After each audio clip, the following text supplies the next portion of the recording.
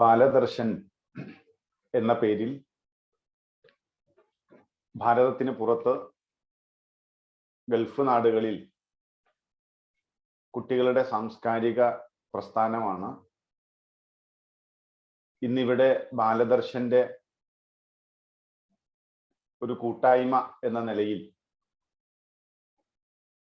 ഇവിടെ വന്നു ചേർന്ന ബാലദർശന്റെ കാര്യകർത്താക്കന്മാർ ഈ ഒരു സംഘടനയെ മുന്നോട്ട് ചലിപ്പിക്കുന്ന മാതൃസമിതി, അതിൻ്റെ മറ്റു പ്രവർത്തകർ, സർവോപരി ഇന്ന് ഏറ്റവും ആകർഷണീയമായ എൻ്റെ കൊച്ചു അനുജന്മാർ, അനുജത്തിമാർ, എല്ലാവർക്കും ഈ ഒരു കൂട്ടായ്മയിലേക്ക് വളരെ പ്രേമപൂർണമായ നമസ്കാരം. നമസ്തേ. നമസ്തേ. നമസ്തേ. നമസ്തേ. നമസ്തേ. നമസ്തേ. നമസ്തേ. നമസ്തേ.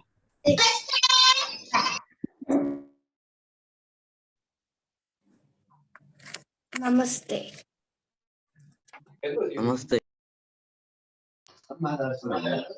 ഈ മ്യൂട്ടാണ്.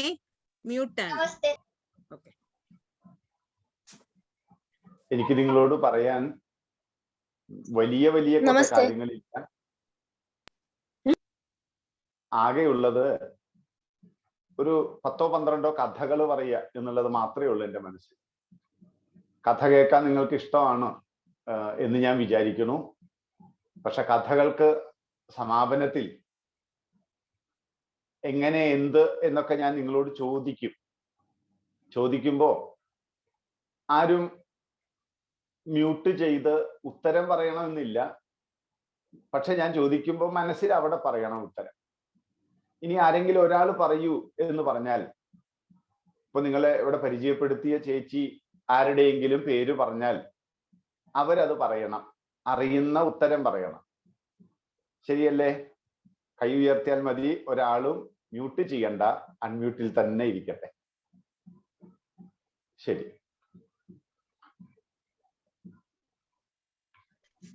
നമുക്കെല്ലാവർക്കും കുറേ അധികം പ്രത്യേകതകളുണ്ട്, ഗുണങ്ങളുണ്ട്. മറ്റ് ഏത് ജീവജാലവും, ഇപ്പോൾ നമ്മൾ പൂച്ചയുണ്ട്, പരുന്തുണ്ട്, കാക്കയുണ്ട്, നായയുണ്ട്, ഇങ്ങനെ നിരവധി ജീവജാലങ്ങൾ നമ്മുടെ സമീപത്ത് അല്ലെങ്കിൽ നമ്മൾ കണ്ടിട്ടുണ്ടാവും. ഈ ജീവജാലങ്ങളിൽ നിന്ന് ഭിന്നമായി നമ്മൾ മനുഷ്യര് എന്ന നിലയിൽ നമ്മുടെ ഏറ്റവും വലിയ ഒരു ഗുണം ആ ജീവജാലങ്ങളിൽ നിന്ന് ഭിന്നമായി ചിന്തിക്കാനും ചിന്തിച്ചതിൽ നിന്ന് ഒരു കാര്യം തീരുമാനിക്കാനും ആ തീരുമാനിച്ച കാര്യം കൊണ്ട് എൻ്റെ ജീവിതത്തെ വിജയിപ്പിക്കാനും ഒക്കെയുള്ള കഴിവുണ്ട് നമുക്ക്. അതാണ് നമുക്ക് മറ്റു ജീവജാലങ്ങളിൽ നിന്ന് ഏറ്റവും വലിയ കഴിവ്. മാത്രമല്ല, കുറേ അധികം ഗുണങ്ങളുണ്ട് നമുക്ക്. കുറേ സദ്ഗുണങ്ങളുണ്ട്, കുറെ മൂല്യങ്ങളുണ്ട്. ഇതൊക്കെ നമുക്കുണ്ട്. അപ്പൊ അത്തരം മൂല്യങ്ങൾ എന്തൊക്കെ നമുക്ക് വേണം? അങ്ങനെ വേണ്ട ചില മൂല്യങ്ങളെ കുറിച്ച് ഞാൻ 1-2 കഥകൾ പറയട്ടെ. നിങ്ങൾ പറ്റുമെങ്കിൽ ഒന്ന് ശ്രദ്ധിച്ച് കേൾക്കണം. എന്നിട്ട് ചോദിക്കുന്നതിന് ഉത്തരം ആംഗ്യഭാഷയിൽ പറഞ്ഞാലും മതി. എനിക്കത് നിങ്ങൾ മനസ്സിലാവും, നിങ്ങൾ ഏതാ പറയാൻ പോണേന്നൊക്കെ. അപ്പൊ ഞാൻ ഇവിടെ കണ്ട് മനസ്സിലാക്കിക്കോളാം. ഈ പക്ഷികളുടെ രാജാവ് പരുന്താണ്. കേൾക്കണ്ടല്ലോ?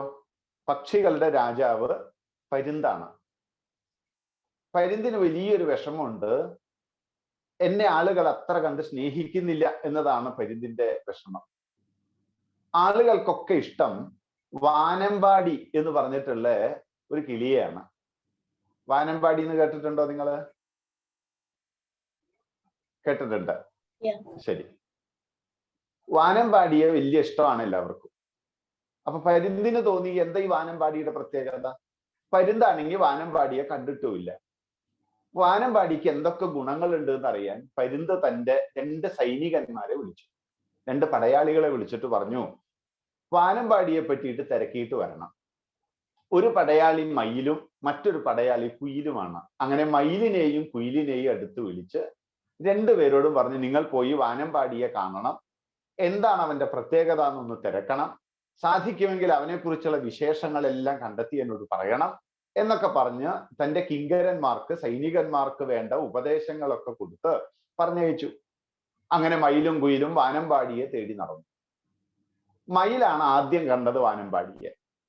മയില് വാനമ്പാടിയെ കണ്ടു, വാനമ്പാടിയെ നിരീക്ഷിച്ചു, വാനമ്പാടിയോട് സംസാരിച്ചു, വാനമ്പാടിയുടെ അംഗചലനങ്ങളൊക്കെ നോക്കി, ധരിച്ചിരിക്കുന്ന രൂപം, വസ്ത്രം, സർവ്വതും നോക്കി, കഴിക്കുന്ന ഭക്ഷണത്തെ ശ്രദ്ധിച്ചു, ഇരിക്കുന്ന ഇരിപ്പിടം ശ്രദ്ധിച്ചു, എല്ലാം ശ്രദ്ധിച്ച് അവസാനം മയില് തിരിച്ചുപോയി. പിന്നാലെ കുയിലും വാനമ്പാടിയെ കണ്ടു. മയിൽ എന്തൊക്കെ ചെയ്തോ അതെല്ലാം കുയിലും ചെയ്തു. ഇവരങ്ങനെ പരുന്തെന്ന് പറയുന്ന ആ മഹാരാജാവിന്റെ അടുത്തെത്തി. പരുന്ത് ചോദിച്ചു മയിലിനോട്, എങ്ങനെയുണ്ട് വാനമ്പാടി? മയില് പറഞ്ഞു, വാനമ്പാടി ഇതാണോ വാനമ്പാടി? ഒരു ഗുണവും ഇല്ല, കാണാൻ ഒരു ഭംഗിയുമില്ല, ചിറകുകളൊന്നും കാണാൻ ഭംഗിയില്ലാത്തത്, അതിൽ തൂവലുകളൊന്നും വരിയും നിരയുമില്ലാത്തത്, അതിലൊക്കെ അഴുക്ക് പിടിച്ചത്, കാണാൻ ഒരു രസവുമില്ല, ചെളി പിടിച്ച് ചില സ്ഥലങ്ങളിലൊക്കെയാ ഇരിക്കുന്നത്, മരക്കൊമ്പിന്റെ തുഞ്ചത്ത് പോയിരിക്കും, അതുകൊണ്ട് തന്നെ അപകടം ഉണ്ടാവും, അതുപോലും ചിന്തിക്കാൻ ബുദ്ധിയില്ലാത്തവൻ. ഇങ്ങനെ പറഞ്ഞ് വാനമ്പാടിയെ പരിചയപ്പെടുത്തിയിട്ട് പറഞ്ഞു, അങ്ങ് തന്നെയാണ് കേമൻ, വാനമ്പാടി അത്ര പോരാ എന്ന് പറഞ്ഞു. കുറച്ചു കഴിഞ്ഞപ്പോ കുയില് വാനമ്പാടിയെ കണ്ട് തിരിച്ചു വന്നു. കുയിലിനോട് ചോദിച്ചു, കുയിലെ എങ്ങനെയുണ്ട് വാനമ്പാടി? അപ്പൊ കുയില് പറഞ്ഞു, ആ എത്ര സുന്ദരം, അവനെ ചുമ്മാതല്ല ആളുകൾ ഇഷ്ടപ്പെടുന്നത്, എത്ര നല്ല ഭംഗിയായിട്ട് അവൻ പാടുന്നതെന്ന് അറിയോ അങ്ങേക്ക്? അവന്റെ വാക്കുകളുടെ മധുരം എത്ര സുന്ദരമാണ്, കർണം ചെവിക്ക് സുന്ദരമാണ് അവന്റെ വാക്കുകൾ, കാണാനും നല്ല ഭംഗിയുണ്ട്, അവൻ വാ തുറന്നാൽ മറ്റുള്ളവർ അവനെ തന്നെ കേട്ടിരിക്കും, അതിസുന്ദരമാണ് അവൻ എന്ന് കുയിൽ ഉത്തരം പറഞ്ഞു. നോക്കൂ, കഥ ഇതാണ്. പരുന്ത് രണ്ടുപേരെ പറഞ്ഞയക്കുന്നു, രണ്ടുപേരും രണ്ടുപേരുടെ അഭിപ്രായങ്ങൾ പറയുന്നു.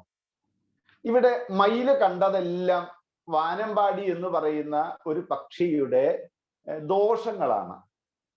കുയില് കണ്ടതെല്ലാം വാനമ്പാടിയുടെ എന്തായിരിക്കാം, ഗുണങ്ങളാണ്, നന്മകളാണ്. ഞാൻ ചോദിക്കട്ടെ, നിങ്ങൾ എല്ലാവരും ഇവിടെ മയിലാണോ കുയിലാണോ?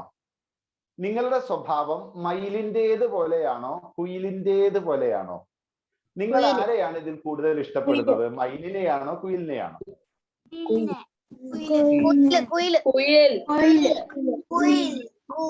ശരി, നിങ്ങളുടെ അച്ഛനമ്മമാരോട് ചോദിച്ചു എന്നിരിക്കട്ടെ, ഞങ്ങളുടെ മക്കള് മയിലാണോ കുയിലാണോ എന്ന് ചോദിച്ചാൽ അച്ഛനും അമ്മയും എന്തായിരിക്കും പറയാ?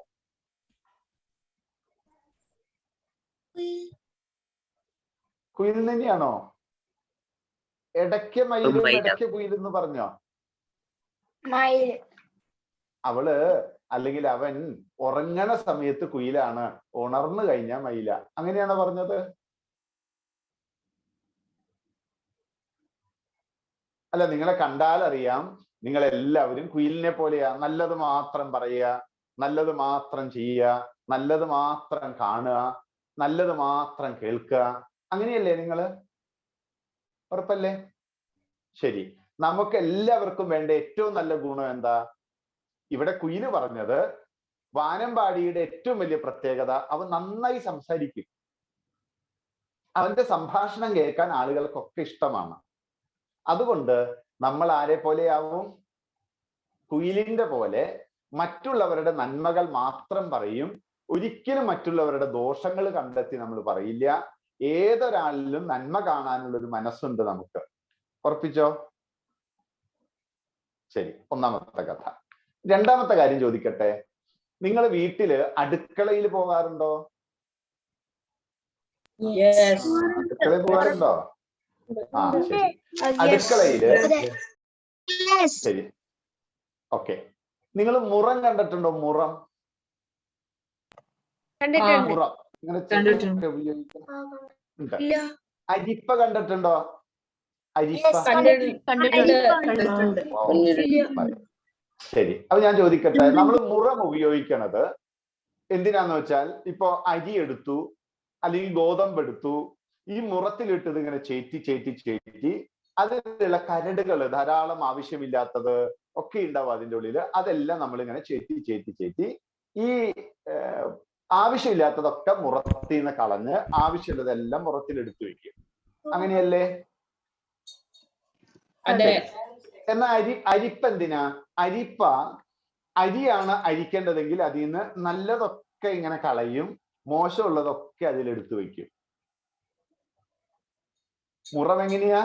മുറം മോശമുള്ളതൊക്കെ കളയും, നല്ലതിനെ എടുത്തു വെക്കും. അരിപ്പ എങ്ങനെയാ?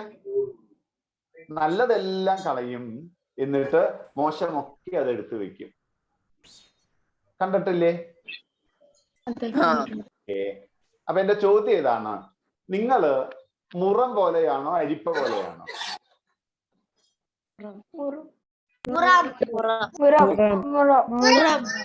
അച്ഛനും അമ്മയും കേൾക്കുന്നുണ്ടോ? ആ, സത്യമാണോ നിങ്ങൾ പറയണത്? അച്ഛനും അമ്മയൊക്കെ അടുത്തൊക്കെ ചോദിക്കണേ, ഞാൻ പറഞ്ഞതിൽ വല്ല തെറ്റുണ്ടോ? എന്റെ സ്വഭാവത്തെ കുറിച്ചാ ഞാൻ ഈ പറയണത്. ശരി, നമ്മൾ എപ്പോഴും, നിങ്ങൾ TV കാണും, മൊബൈല് നോക്കും, സിനിമകൾ കാണും, ചിലപ്പോൾ കാർട്ടൂൺ ചാനലുകൾ കാണും, ചില ഗെയിമുകളൊക്കെ, കമ്പ്യൂട്ടർ ഗെയിമുകളൊക്കെ കളിക്കും. ഇതൊക്കെ കളിക്കുമ്പോൾ ഇത് കളിച്ചു, സിനിമ കണ്ടു, ഒന്നും പ്രശ്നമല്ല. പക്ഷെ അത് കഴിഞ്ഞാൽ നമ്മൾ അതിലെ ദോഷവശങ്ങളെല്ലാം ഇങ്ങനെ അരിപ്പ പോലെ ചുമന്ന് നടക്കുമോ? അതോ കാണുന്നതിൽ ആവശ്യമില്ലാത്തതൊക്കെ മുറം പോലെ ചേറ്റി കളയുമോ? എന്താ നമ്മൾ ചെയ്യാറ് സാധാരണ? സാധാരണ അരിപ്പ പോലെയാണ് നമ്മുടെ ഉള്ളില്. ഇത് കണ്ടതിന്റെ ദോഷങ്ങൾ മാത്രമായിരിക്കും. പക്ഷെ നമ്മൾ അങ്ങനെ പാടുണ്ടോ? ഇല്ല. നമ്മൾ എപ്പോഴും മുറം പോലെ ആവശ്യമില്ലാത്ത അതാത് ദിവസം ഡിലീറ്റ് ചെയ്ത് കളയണം. ഡിലീറ്റ് ചെയ്ത് കളയണം. അതിനെ നമ്മൾ റീസൈക്കിൾ പിന്നിലേക്ക് മാറ്റി വെക്കരുത്. മാറ്റി വെച്ചത് വീണ്ടും വരും. മനസ്സിലായേ? ശരി, അതുകൊണ്ട് നമ്മൾ അതിനെല്ലാം കളഞ്ഞു. ശരി, നിങ്ങളുടെ വീട്ടിൽ ചൂലുണ്ടോ? വാഷിംഗ് മെഷീൻ അല്ലാതെ നമുക്ക് തുണി കഴുകാനായിട്ട് അലക്ക് കല്ലുണ്ട്. നിങ്ങൾ കണ്ടിട്ടുണ്ടോ അലക്ക് കല്ല്? കണ്ടിട്ടുണ്ടോ? ഓക്കെ, ശരി. അപ്പൊ ചോദിക്കട്ടെ, ചൂലിന്റെ സ്വഭാവം എന്താണെന്നറിയോ? ചൂല് എല്ലാ സ്ഥലവും വൃത്തിയാക്കും. നമ്മുടെ അകം, നമ്മളുടെ മുറ്റം, നമ്മളുടെ എല്ലായിടത്തും ചൂല് ഇങ്ങനെ വൃത്തിയാക്കി പൊടി പട്ടലങ്ങളെല്ലാം കളഞ്ഞ് വൃത്തിയാക്കും. പക്ഷേ ചൂല് വൃത്തികേടാവും. ചൂലിൽ അഴുക്ക് പറ്റും. എല്ലാം വൃത്തിയാക്കും, പക്ഷെ ചൂല് എന്താവും? അഴുക്ക് പുരണ്ട് ചൂല് വല്ലാത്ത കോലാവും. എന്നാൽ അലക്ക് കല്ലിനൊരു പ്രത്യേകത ഉണ്ട്. അത് തുണികളെയൊക്കെ അഴുക്ക് കളഞ്ഞ് വൃത്തിയാക്കും. അതോടൊപ്പം അലക്ക് കല്ലും വൃത്തിയാവും. കണ്ടിട്ടില്ലേ? അലക്ക് കല്ല് എപ്പോഴും വൃത്തിയായിട്ടിരിക്കും. പക്ഷെ അതിനെ എല്ലാ തുണികളെയും അത് വൃത്തിയാക്കിക്കൊണ്ടേയിരിക്കും. ശരി, നിങ്ങളുടെ സ്വഭാവം എന്താ? ചൂല് പോലെയാണോ അലക്ക് കല്ല് പോലെയാണോ?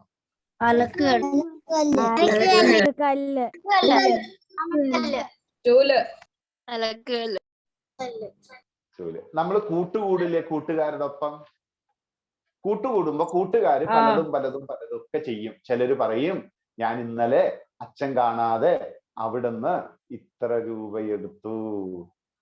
ചിലര് പറയും, അച്ഛൻ ഗെയിം കളിക്കരുതെന്ന് പറഞ്ഞു, അവര് പുറത്തു പോയ സമയം നോക്കി ഞങ്ങൾ ഗെയിം കളിച്ചു. അമ്മ പറഞ്ഞിട്ടുണ്ട് ഇത്ര നേരം പഠിക്കണമെന്ന്, എന്നിട്ട് അമ്മ പുറത്തു പോയി, പക്ഷെ ആ സമയം ഞാൻ പഠിച്ചില്ല. ഇങ്ങനെ നമ്മൾ കൂട്ടുകാരുടെ കയ്യിൽ നിന്ന് കുറെ കാര്യങ്ങൾ അവർ ചെയ്യണ കള്ളത്തരം മുഴുവൻ കള്ളത്തരം കേൾക്കും. എന്നിട്ട് നമ്മൾ എന്ത് ചെയ്യും? ചൂല് പോലെ ആ അഴുക്ക് മുഴുവൻ നമ്മളിൽ ഇങ്ങനെ പിടിപ്പിക്കുകയോ, അതോ കേൾക്കുന്നതെല്ലാം അലക്ക് കല്ല് പോലെ അവനെയും വിളിപ്പിക്കും. അവനോട് പറയും, അങ്ങനെ ഒരിക്കലും ചെയ്യാൻ പാടില്ല, നമ്മൾ നല്ല കുട്ടികളാണ്, പ്രത്യേകിച്ചും ബാലദർശനിൽ വരുന്ന കുട്ടികളാണ്, നമ്മുടെ അമ്മ നല്ലതാണ്, അച്ഛൻ നല്ലതാണ്, അതുകൊണ്ട് നമ്മൾ നല്ലവരാണ്, നമ്മൾ അവനെയും നന്നാക്കും, നമ്മൾ നന്നാവും. ആരെ പോലെ? അലക്ക് കല്ല് പോലെ നമ്മൾ നന്നാവും. ഉറപ്പാണോ? ശരി, എങ്കിൽ ഞാൻ എന്റെ ചോദ്യം ചോദിക്കട്ടെ. നേരത്തെ കുയില് മയിലിനെ പറ്റിയും പറഞ്ഞില്ലേ? നമ്മൾ ആരെങ്കിലും ഒരാളെ കുറ്റം പറഞ്ഞു എന്നിരിക്കട്ടെ, നിങ്ങൾ കുറ്റം പറയാറുണ്ട് ആരെങ്കിലും ഒക്കെ? എന്തെങ്കിലുമൊക്കെ പറയില്ലേ? ഞാൻ പറയാറുണ്ട്. എല്ലാവരും പറയും. ഇനി ആരും പറയില്ല എന്ന് പറഞ്ഞാൽ അതിന്റെ അർത്ഥം അവർ നുണ പറയുന്നു എന്നാണ്. അപ്പൊ എല്ലാവരും എന്തെങ്കിലുമൊക്കെ കുറ്റം പറയും, കുഴപ്പമില്ല. പക്ഷെ പറയുമ്പോ നമ്മൾ ആലോചിച്ച് നോക്കൂ, നമ്മൾ ഒരാളിൽ കുറ്റം കണ്ടു, ശരി. ഈ കുറ്റം കാണുമ്പോ ആ കുറ്റം അയാളിലാണോ നമ്മുടെ ഉള്ളിലാണോ?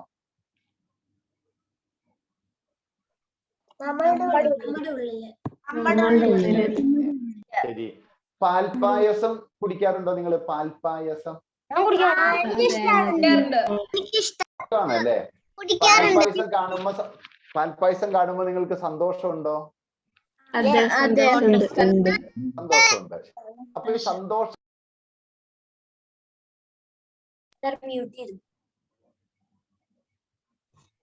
പാൽപ്പായസം എന്നുള്ളത്, സന്തോഷം എന്നുള്ളത് പാൽപ്പായസത്തിലാണോ നമ്മുടെ ഉള്ളിലാണോ?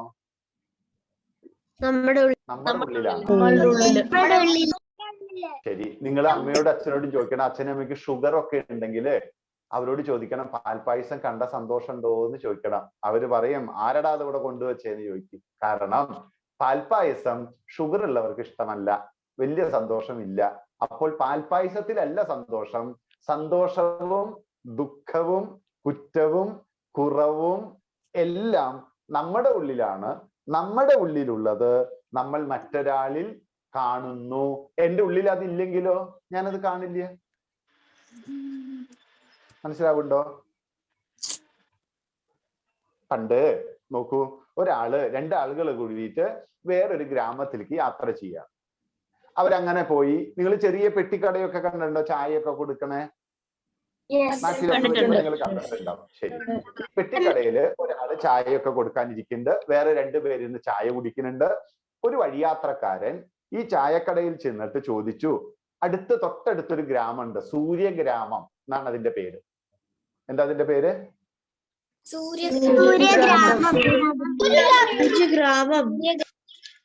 ഓക്കെ.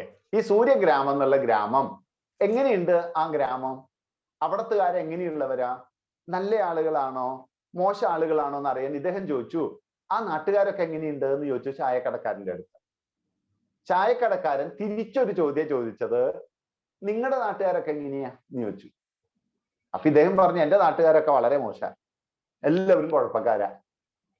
അപ്പൊ ഇദ്ദേഹം പറഞ്ഞു, ആ നാട്ടുകാർ അങ്ങനെ തന്നെയാ, അവര് മോശക്കാരാ എന്ന് പറഞ്ഞു. ഇദ്ദേഹം പോയി. ഇത് കേട്ട് വേറൊരാളവിടെ ചായ കുടിച്ചിരിക്കണ്ടേ. കുറച്ച് കഴിഞ്ഞപ്പോ വേറൊരാൾ വന്നിട്ട് ഇതേപോലെ ചോദിച്ചു, ഈ സൂര്യഗ്രാമം എന്നുള്ള ഗ്രാമത്തിലെ നാട്ടുകാരൊക്കെ എങ്ങനെയുണ്ട് എന്ന് ചോദിച്ചു. അദ്ദേഹത്തോട് ഈ ചായക്കടക്കാരൻ നേരത്തെ ചോദിച്ചതുപോലെ തന്നെ അടുത്ത ചോദ്യം ചോദിച്ചു. ആ ചോദ്യം ഇതാണ്, നിങ്ങളുടെ നാട്ടുകാരെങ്ങനെയുണ്ട് എന്നുള്ളതായിരുന്നു ചോദ്യം. അപ്പൊ അദ്ദേഹം പറഞ്ഞു, എന്റെ നാട്ടുകാരൊക്കെ നല്ല ആളുകളാ.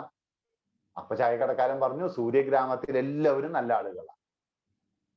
ഇദ്ദേഹം ശരി എന്ന് പറഞ്ഞ് അദ്ദേഹവും പോയി. ഇത് കേട്ടപ്പോ ചായ കുടിച്ചിരുന്ന ആളില്ലേ, അദ്ദേഹം ഉടനെ തന്നെ ചോദിച്ചു, നിങ്ങൾ എന്താ ഒരാളുടെ അടുത്ത് ആ നാട്ടുകാര് മോശമാണെന്നും വേറൊരാളുടെ അടുത്ത് ആ നാട്ടുകാര് നല്ലതാണെന്നും പറഞ്ഞത്? ചായക്കടക്കാരൻ പറഞ്ഞു, അദ്ദേഹം ആദ്യം ചോദിച്ച ആളുടെ ഉള്ളില് ആള് ചോദിച്ചപ്പോഴേക്ക് എന്താ പറഞ്ഞത്? ഒക്കെ മോശമാണ്, ഒക്കെ മോശമാണ്, ഒക്കെ മോശമാണ്, ഒന്നും നല്ലതല്ല എന്ന് പറഞ്ഞു. അയാളുടെ ഉള്ളു മുഴുവൻ എപ്പോഴും ഈ മോശം മോശം മോശം മോശം മാത്രമേ ഉള്ളൂ. അതുകൊണ്ട് അയാൾ കാണുന്നതിലൊക്കെ എന്ത് കാണും? മോശമേ കാണുള്ളൂ. എന്നാല് വേറൊരാള് വന്ന് ചോദിച്ചപ്പോ ആളെന്ത് പറഞ്ഞു? ആള് പറഞ്ഞു, എല്ലാം നല്ലതാ, നാട്ടുകാരൊക്കെ നല്ലതാ. അപ്പോഴേ അയാൾ ചെല്ലുന്നിടത്തൊക്കെ നല്ലതേ കാണുള്ളൂ. നിങ്ങൾ കാണുന്ന ഓരോ കാര്യത്തിലും നല്ലത് കാണുമോ മോശം കാണുമോ? നല്ലത്. ഇത് അമ്മമാരോടാണ് ചോദിക്കേണ്ടത്. അമ്മയോട് ചോദിക്കണം, അമ്മ വെക്കുന്ന ഭക്ഷണം, അമ്മ കുറെ ബുദ്ധിമുട്ടി വിഷമിച്ചിട്ടല്ലേ ഭക്ഷണമൊക്കെ വെച്ച് തരണത് നമുക്ക്? അതെ. നമ്മൾ അമ്മ വെച്ച ഭക്ഷണത്തെ കുറ്റം പറയാറുണ്ടോ? സാമ്പാറാണ്, എന്ത് കറിയത്, ഇന്ന് ഇഡ്ഡലിയോ ഇന്ന് ദോശയോ എന്നൊക്കെ പറയാറുണ്ടോ?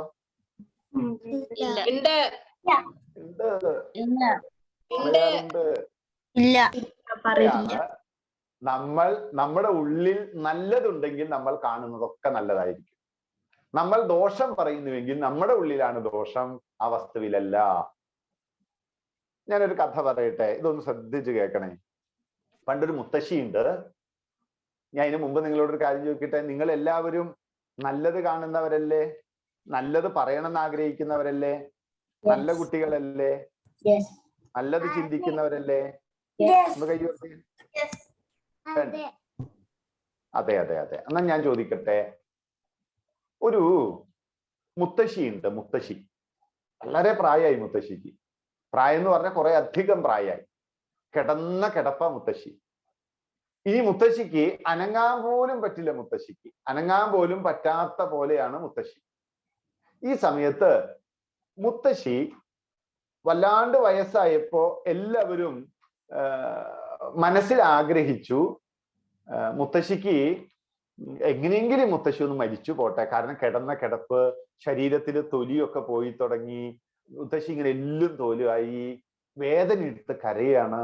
ഇതൊക്കെ കണ്ടപ്പോ കാണുന്നവരൊക്കെ പ്രാർത്ഥിച്ചു, എങ്ങനെയെങ്കിലും മുത്തശ്ശി മരിച്ചു പോട്ടെ, മരിച്ചു പോട്ടെ, അത്രയും വിഷമിക്കണ്ടല്ലോ. അങ്ങനെ 2 ദിവസം കഴിഞ്ഞപ്പോ എല്ലാവരും പ്രാർത്ഥന കേട്ടു, മുത്തശ്ശി മരിച്ചു. എല്ലാവരും കരഞ്ഞു. കുറച്ചു നേരം കരയണ്ടേ? അതൊരു പ്രാക്ടീസിന്റെ ഭാഗമാണ്. കാരണം പുറത്ത് നിൽക്കുന്നവർക്ക് ഉള്ളിലുള്ള ആള് മരിച്ചുപോയി എന്നറിയാനുള്ള മെസ്സേജ് അയച്ചതാണ് കരച്ചിൽ. കരച്ചിൽ കേട്ടപ്പോ ആളുകളൊക്കെ മനസ്സിലായി ഉള്ളിൽ മുത്തശ്ശി മരിച്ചു. എല്ലാവരും കുറച്ച് കഴിഞ്ഞപ്പോ കരച്ചിൽ നിൽക്കില്ലേ? കുറെ നേരം കരയാൻ പറ്റുമോ? ഇല്ല.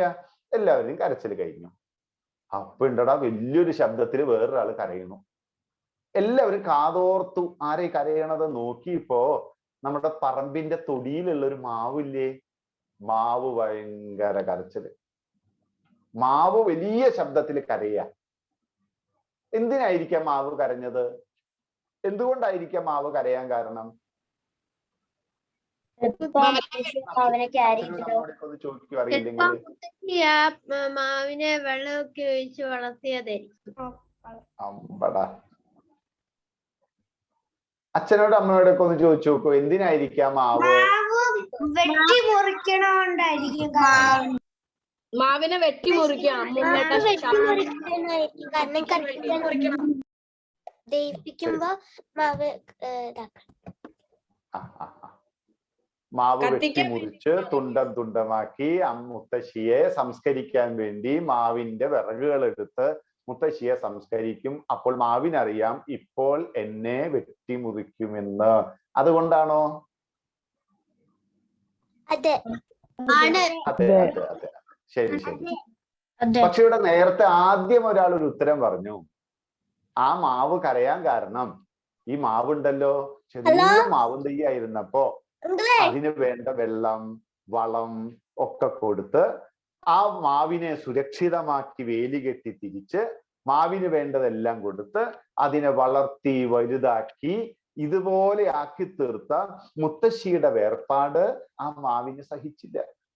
വിഷമം, സങ്കടം കൊണ്ടാണ് മാവ് കരഞ്ഞത്. എന്തുകൊണ്ടാ കരഞ്ഞത്? വിഷമം, സങ്കടം കൊണ്ട്. ഞാൻ നേരത്തെ നിങ്ങളോടൊരു ചോദ്യം ചോദിച്ചില്ലേ, നിങ്ങൾ എല്ലാത്തിലും നല്ലതാണോ കാണുക, മോശമാണോ കാണുക എന്ന്? നിങ്ങളോട് ആരാ പറഞ്ഞു ഈ മാവ് വെട്ടി മുറിച്ച് തുണ്ടം തുണ്ടമാക്കി കത്തിച്ച് ചാമ്പലാക്കുന്നു? നിങ്ങൾക്ക് നല്ലത് കാണാമായിരുന്നില്ലേ? ആ മാവിനെ നോക്കി വളർത്തിയ മുത്തശ്ശിയുടെ വേർപാട് സഹിച്ചില്ല.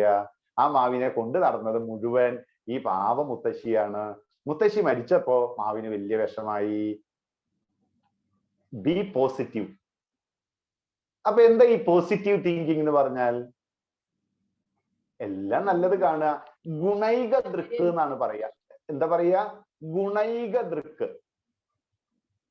നമുക്ക് വേണ്ടത് ബാലദർശന്റെ കുട്ടികളുടെ ഏറ്റവും വലിയ പ്രത്യേകത എന്താ അറിയോ? അവര് ദോഷൈക ദൃക്കുകളല്ല, മറിച്ച് എന്താ? ഗുണൈക ദൃക്കാണ്. ഗുണം കാണും, എല്ലാത്തിനും നന്മ കാണുന്നു. ആരെ പോലെ? കുയിലിനെ പോലെ. എല്ലാം നന്മകൾ മാത്രം കൊടുക്കുന്ന അലക്ക് കല്ലിനെ പോലെ. എല്ലാ നന്മകളും സ്വരൂപിച്ചു വെക്കുന്ന മുറം പോലെ. എല്ലാത്തിലും നല്ലത് കാണുന്ന വഴിയാത്രക്കാരനെ പോലെ. നമ്മുടെ ഉള്ളിൽ എപ്പോഴും നല്ലത് നല്ലത് നല്ലത്. ഇത്രയും മനസ്സിലായോ? ഇത്രയും ശരിയായോ? എങ്കിൽ ചോദിക്കട്ടെ, ഒരു ഗുണം ഇതാണ്, നിങ്ങൾ എല്ലാവരും നല്ലത് കാണണം, നല്ലത് പറയണം, നല്ലത് മാത്രം ചിന്തിക്കണം. ധാരാളം നല്ലതല്ലാത്തത് നമ്മൾ കാണും, അതിലൊന്നും നമ്മൾ പെട്ടുപോകരുത്. നമ്മൾ ചൂല് പോലെ ആവരുത്, നമ്മൾ അരിപ്പ പോലെ ആവരുത്.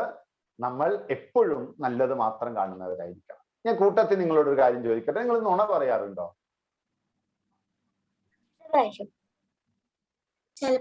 ഇടയ്ക്ക് അല്ലെ, ഒരു ദിവസം 3 പ്രാവശ്യമൊക്കെ അങ്ങനെയൊക്കെയാണോ? ഒരു 10 എത്ര പ്രാവശ്യം പറയും? ചിലപ്പോ അല്ലെ, ഉറങ്ങണ സമയത്ത് ഒഴിച്ച് ബാക്കിയുള്ള സമയത്തൊക്കെ അങ്ങനെയാണോ? അല്ല അല്ല അല്ല അല്ല. തല്ല് കിട്ടാൻ തോന്നുന്നു എങ്കിൽ അപ്പൊ ഒരു നുണ പറയും, അങ്ങനെയാണോ? അതെ അതെ അതെ, ശരി ശരി. അപ്പൊ ചോദിക്കട്ടെ, നമ്മളുടെ വേദം എന്ന് കേട്ടിട്ടുണ്ടോ നിങ്ങൾ? വേദം കേട്ടിട്ടുണ്ട്. എന്താ വാക്കിന്റെ അർത്ഥം? അറിവ് എന്നാണ്. എന്താ അർത്ഥം? ലോകത്തിൽ എന്തൊക്കെ അറിവുണ്ടോ ആ അറിവുകളെല്ലാം ചേർന്നതാണ് വേദം. മനസ്സിലായോ? അപ്പൊ ശരി, ഈ വേദം പറയണു, വേദത്തിൽ ഏറ്റവും വലിയ വിഖ്യാതമായ ഒരു വാക്കുണ്ട്, നുണ പറയുന്നവൻ വേരോടുകൂടി ഉണങ്ങിപ്പോകും. പറയുന്നവൻ വേരോടുകൂടി ഉണങ്ങിപ്പോകും. കേൾക്കുന്നുണ്ടോ? നുണ പറഞ്ഞാല് ഉണങ്ങിപ്പോകും. നമ്മള് ചെടികള് മരങ്ങളൊക്കെ കണ്ടിട്ടില്ലേ നിങ്ങള്? ചെടികളുടെ ഇലകളൊക്കെ ഉണങ്ങി താഴെ പോയാലും വീണ്ടും ഇലകളെല്ലാം തളിർത്ത് തളിർത്ത് തളിർത്ത് തളിർത്ത് വരുന്നത് കാണാം. ഏതെങ്കിലും ഒരു മരത്തിന്റെ ഒരു കൊമ്പ് ഉണങ്ങിപ്പോയാലും അത് പിന്നീട് പൊടിച്ച് പൊടിച്ച് പൊടിച്ച് പൊടിച്ച് വരുന്നത് കാണാം. പക്ഷെ ആ മരത്തിന്റെ വേരുണങ്ങിപ്പോയാലോ, ചെടിയുടെ വേരുണങ്ങിപ്പോയാൽ പിന്നെ അത് പൊടിച്ചു വരുമോ, തളിർത്തു വരുമോ? ഇല്ലല്ലോ, ഇല്ല ഇല്ല.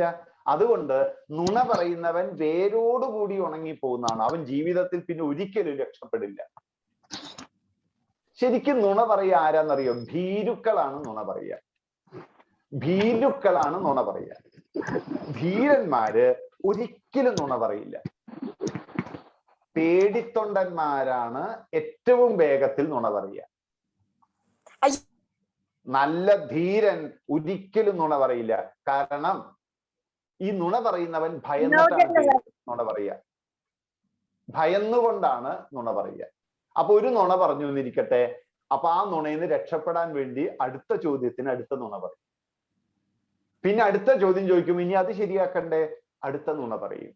ഇങ്ങനെ നുണകൾ പറഞ്ഞ് പറഞ്ഞ് പറഞ്ഞ് നുണകൾ കൊണ്ടൊരു വലിയ കൂമ്പാരുണ്ടാക്കും. അതിൽ കേറിയിന്ന് നുണകൾ പറഞ്ഞ് പറഞ്ഞ് പറഞ്ഞ് പറഞ്ഞ് മാനസികമായിട്ട് വലിയ വിഷമായിരിക്കും നുണ പറയുന്നവർക്ക്.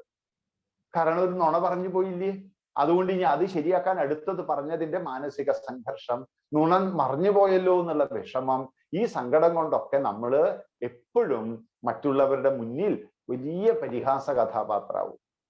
അതുകൊണ്ട് ഒരിക്കലും ജീവിതത്തില് നുണ പറയരുത്. നുണ പറഞ്ഞ് എന്ത് സംഭവിക്കുന്നറിയോ? ഒന്ന് വേരോടുകൂടി ഉണങ്ങിപ്പോവും. മനസ്സിലാവുണ്ടല്ലോ? പാക്കനാർ എന്ന് കേട്ടിട്ടുണ്ടോ നിങ്ങൾ? പാക്കനാര് കേട്ടിട്ടുണ്ടോ? പാക്കനാർ ഇല്ല. അങ്ങനെ ഒരു പഴയ കാലത്ത് അങ്ങനെ ഒരാളുണ്ട്, പാക്കനാര്. പാക്കനാർക്ക് ഭാര്യയുണ്ട്, ചീരു എന്നാണ് പേര്. എന്താ പേര്? ചീരു. നല്ല പേരാണ് ചീരു എന്ന്. അപ്പൊ ഈ പാക്കനാര് ഒരു ദിവസം തന്റെ ചീരു എന്ന് പറഞ്ഞ ഭാര്യയായിട്ട് നടന്നു പോവുക. നടന്നു പോകുമ്പോ അതിലെ ഒരു നമ്പൂതിരി നടന്നു പോവുക. ഈ നമ്പൂതിരിയെ കണ്ടപ്പോ തന്നെ പാക്കനാരുടെ ഭാര്യ പറഞ്ഞു, ഈ നമ്പൂതിരി ഉണ്ടല്ലോ വലിയ കള്ളനാ, ഇയാളുണ്ടല്ലോ ചെയ്ത കുറ്റകൃത്യങ്ങൾ അറിയോ എന്ന് പറഞ്ഞിട്ട് ഇയാളെ കുറേ കുറ്റം പറഞ്ഞു. ഇത് കേട്ടപ്പോ പാക്കനാര് ചിരിച്ചിട്ട് പറഞ്ഞു, ആ നിനക്കും അവസാനത്തെ ഒരട്ട നിനക്കും ഉണ്ട്. അട്ടയെ കണ്ടിട്ടുണ്ട്? അട്ട കാലിലൊക്കെ കേറി ഇരിക്കുന്ന അട്ടകള്. ആ അവസാനത്തെ അട്ട നിനക്കും എന്ന് പറഞ്ഞു. അപ്പൊ ഒരു ചോദിച്ചു, എന്താ കാര്യം? അതേ, ഈ കുറ്റം പറഞ്ഞാല് അട്ടയെ തിന്നേണ്ടി വരുന്നതാണ്. എന്താണ്? മറ്റുള്ളവരുടെ കുറ്റം പറയുക, നുണകൾ പറയുക, ഇല്ലാത്തത് പറയുക, അപ്പൊ ഒരു അട്ട കിട്ടും. അപ്പൊ ഞാൻ ചോദിക്കട്ടെ, നിങ്ങൾക്കൊക്കെ എത്ര അട്ട കിട്ടും ഇപ്പോ? എത്ര എണ്ണം കിട്ടും? ഒരു കണ്ടെയ്നർ നിറച്ച് കഴിക്കേണ്ടി വരുമോ ചിലർക്ക്? ഇല്ല. അപ്പൊ നുണ പറഞ്ഞാല് ഒന്ന് അട്ട കഴിക്കേണ്ടി വരും, രണ്ട് നുണ പറഞ്ഞാല് വേരോടുകൂടി ഉണങ്ങിപ്പോ. മനസ്സിലാവുണ്ടോ? മനസ്സിലാവുണ്ടോ? ശരി. നിങ്ങൾ എല്ലാവരും പഠിക്കാൻ പോണവരല്ലേ? വിദ്യാർത്ഥികളല്ലേ?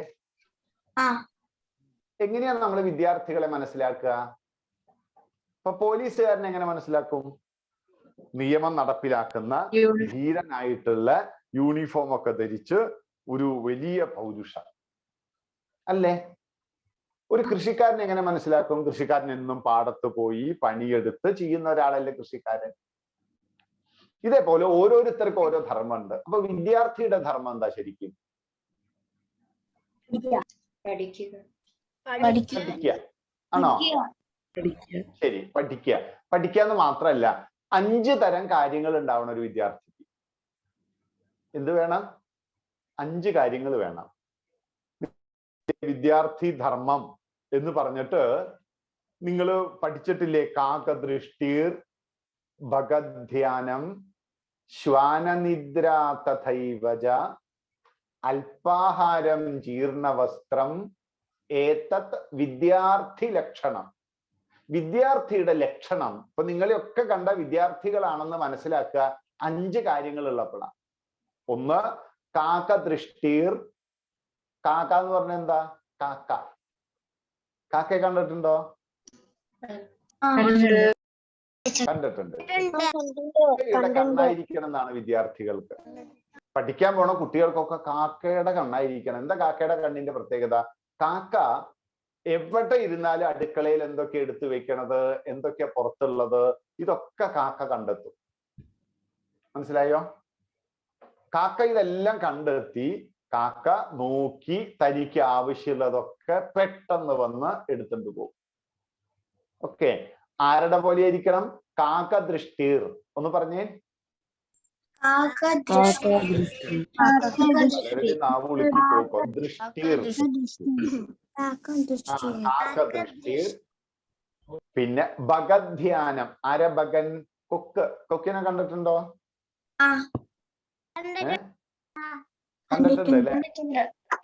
നിങ്ങൾ കവിതയിലൊക്കെ കേട്ടിട്ടില്ലേ? ധ്യാനിച്ചു നിൽക്കും ശ്വേത സന്യാസികൾ എന്ന് കേട്ടിട്ടുണ്ടോ? കൊക്ക് ഏറ്റവും ഏകാഗ്രതയില് നിൽക്കുന്നത് കൊക്കാണ്. കൊക്ക് ഇങ്ങനെ ഒറ്റക്കാലില് തപസ് ചെയ്യും. ശ്വേത സന്യാസിയാണ് എന്ന് പറഞ്ഞാൽ വെളുത്ത നിറമുള്ള സന്യാസിയാണ് കൊക്ക്. കൊക്ക് ഏകാഗ്രതയുണ്ട്. ചുറ്റുപാട് നടക്കണതൊന്നും കൊക്ക് അറിയില്ല. നിങ്ങൾ പഠിക്കാനിരിക്കുമ്പോ ചുറ്റുപാടുള്ളതൊക്കെ അറിയാറുണ്ടോ? അടുക്കളയിൽ എന്തെങ്കിലും നീ അതിന്റെ മണം വരെ നിങ്ങൾ പിടിച്ചു കളയും. ആരെങ്കിലും അപ്പുറത്ത് വന്ന് അപ്പൊ സംസാരിക്കും. പഠിക്കാനിരിക്കുമ്പോ മറ്റു പലതും ആയിരിക്കും. ഇപ്പൊ നോക്കി, ഇത് കേൾക്കാനിരിക്കുമ്പോ തന്നെ നിങ്ങൾ പരസ്പരം സംസാരിച്ചിരിക്കല്ലേ? ആണോ? അല്ല. കാരണം നിങ്ങൾ എല്ലാവരും ശ്വേത സന്യാസിമാരാണ്. ഈ കൊക്കിന്റെ ധ്യാനം ഒരു കാര്യം തന്നെ ചിന്തിച്ചിരിക്കണം. പഠിക്കുന്ന കുട്ടികൾക്ക് ഏറ്റവും വലിയ ഗുണം ഏകാഗ്രതയാണ്. എവിടെയും ചിന്നിച്ചിതറി പോകാൻ പാടില്ല. ഒരേ കാര്യത്തിൽ മാത്രം ശ്രദ്ധിച്ചിരിക്കുന്നവരായിരിക്കണം. അതുകൊണ്ട് 2 ഗുണമാണ്. ഒന്ന് കാകദൃഷ്ടിർ, രണ്ടാമത്തത് ഭഗധ്യാനം. ഒന്ന് പറഞ്ഞാൽ ആ വരി. കാകദൃഷ്ടിർ,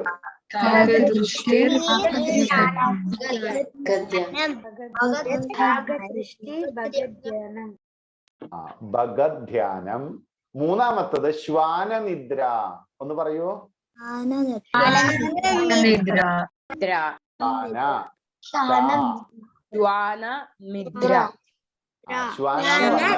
മലയാളം പഠിക്കുമ്പോ ഊഷ്മാക്കൾ എന്ന് പറഞ്ഞൊരു 11 അക്ഷരം പഠിച്ചിട്ടുണ്ടാവും. ഊഷ്മാക്കൾ പറയുമ്പോ ഊഷ്മാവ് കൂടും, ചൂട് കൂടും.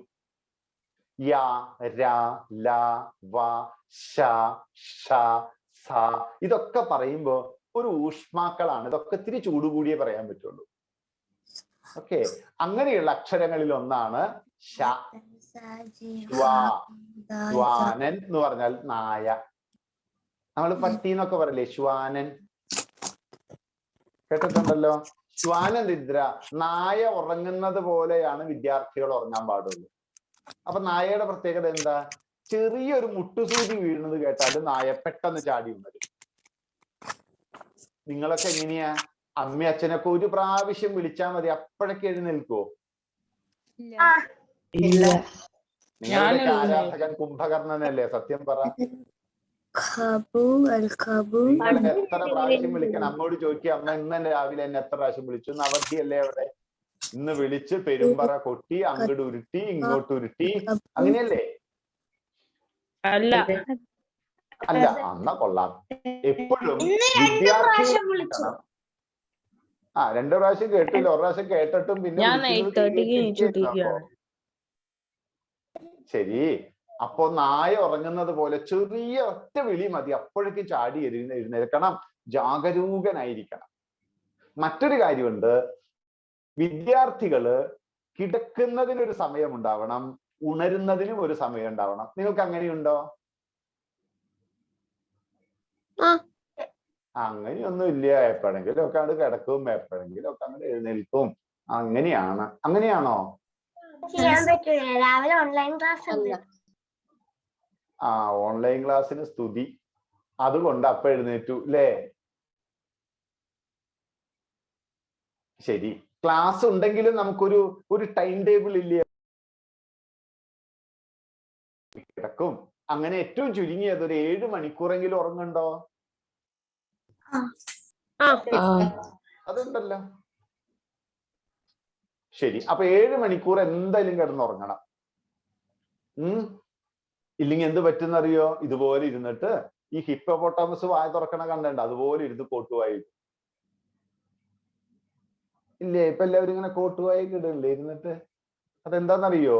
രാത്രി മുഴുവൻ അമ്മയും അച്ഛനും പറയുന്നത് കേൾക്കാതെ മൊബൈലൊക്കെ നോക്കിയിരുന്ന്, TV ഒക്കെ നോക്കിയിരുന്ന്, ഉറങ്ങേണ്ടവർ ഉറങ്ങാതെ വെറുതെ ഇരുന്ന് നേരം വെളിച്ചമ്മയെ വിളിക്കുമ്പോ വലിയ വിഷമം. അതുകൊണ്ട് ശ്വാനനിദ്ര നായെ പോലെ ആയിരിക്കണം. ഒരൊറ്റ വിളിയിൽ എഴുന്നേൽക്കാൻ പറ്റണം. അതാണ് ശ്വാനനിദ്ര. അപ്പൊ ഒന്നാമത്തെ കാകദൃഷ്ടിർ ഭഗധ്യാനം ശ്വാനനിദ്ര തഥൈവച. 4-മത്തത് അല്പാഹാരം. എന്താ പറയാ? ആവശ്യത്തിന് ഭക്ഷണം. അപ്പൊ നിങ്ങൾ എങ്ങനെയാ ആഹാരമൊക്കെ? നിങ്ങളുടെ ഭക്ഷണം കഴിക്കാം. ഇപ്പട്ടം വരെ കഴിക്കോ? ഇപ്പട്ടം വരെ ഇല്ല. അപ്പൊ എങ്ങനെയാ ആഹാരം കഴിക്കാന്നറിയോ? അപ്പൊ നിങ്ങളുടെ അച്ഛനമ്മമാരോട് കേൾക്കാൻ പറയണം. ആഹാരം കഴിക്കുമ്പോ വയറിന്റെ പകുതി ഭാഗം കട്ടിയുള്ള ഭക്ഷണം. ശരി, ചോറാണ്, ചപ്പാത്തിയാണ്, ഇനിയിപ്പോ എന്തൊക്കെയാണോ അതൊക്കെ പകുതിയെ കഴിക്കാവൂ വയറിന്റെ. മനസ്സിലായോ? അടുത്തത് അതിന്റെ ബാക്കി പകുതിയിൽ 1/4 ഭാഗം. അതിന്റെ ബാക്കി പകുതിയുടെ പകുതി എന്ന് പറഞ്ഞാല് അരഭാഗത്ത് കട്ടിയുള്ളത്, പിന്നെ 1/4 ഭാഗത്ത് വെള്ളം. ഇപ്പൊ 3/4 ഭാഗമായില്ലേ? ബാക്കി 1/4 ഭാഗം വായു. ഒന്നും കഴിക്കരുത്. പിന്നെ ഈ 3 ലെയറായിട്ടാണ് ഭക്ഷണം കഴിക്കാവൂ. ഇതിന്റെ പേരാണ് അല്പാഹാരം എന്ന് പറഞ്ഞാൽ ഇതാണ് നമുക്ക് ആവശ്യത്തിനുള്ള ഭക്ഷണം. നിങ്ങളുടെ വീട്ടിൽ മിക്സി ഉണ്ടോ? മിക്സി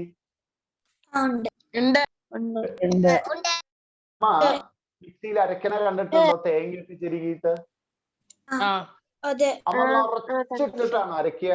തേങ്ങ നിറച്ചിട്ടിട്ട് അരയ്ക്കുവോ?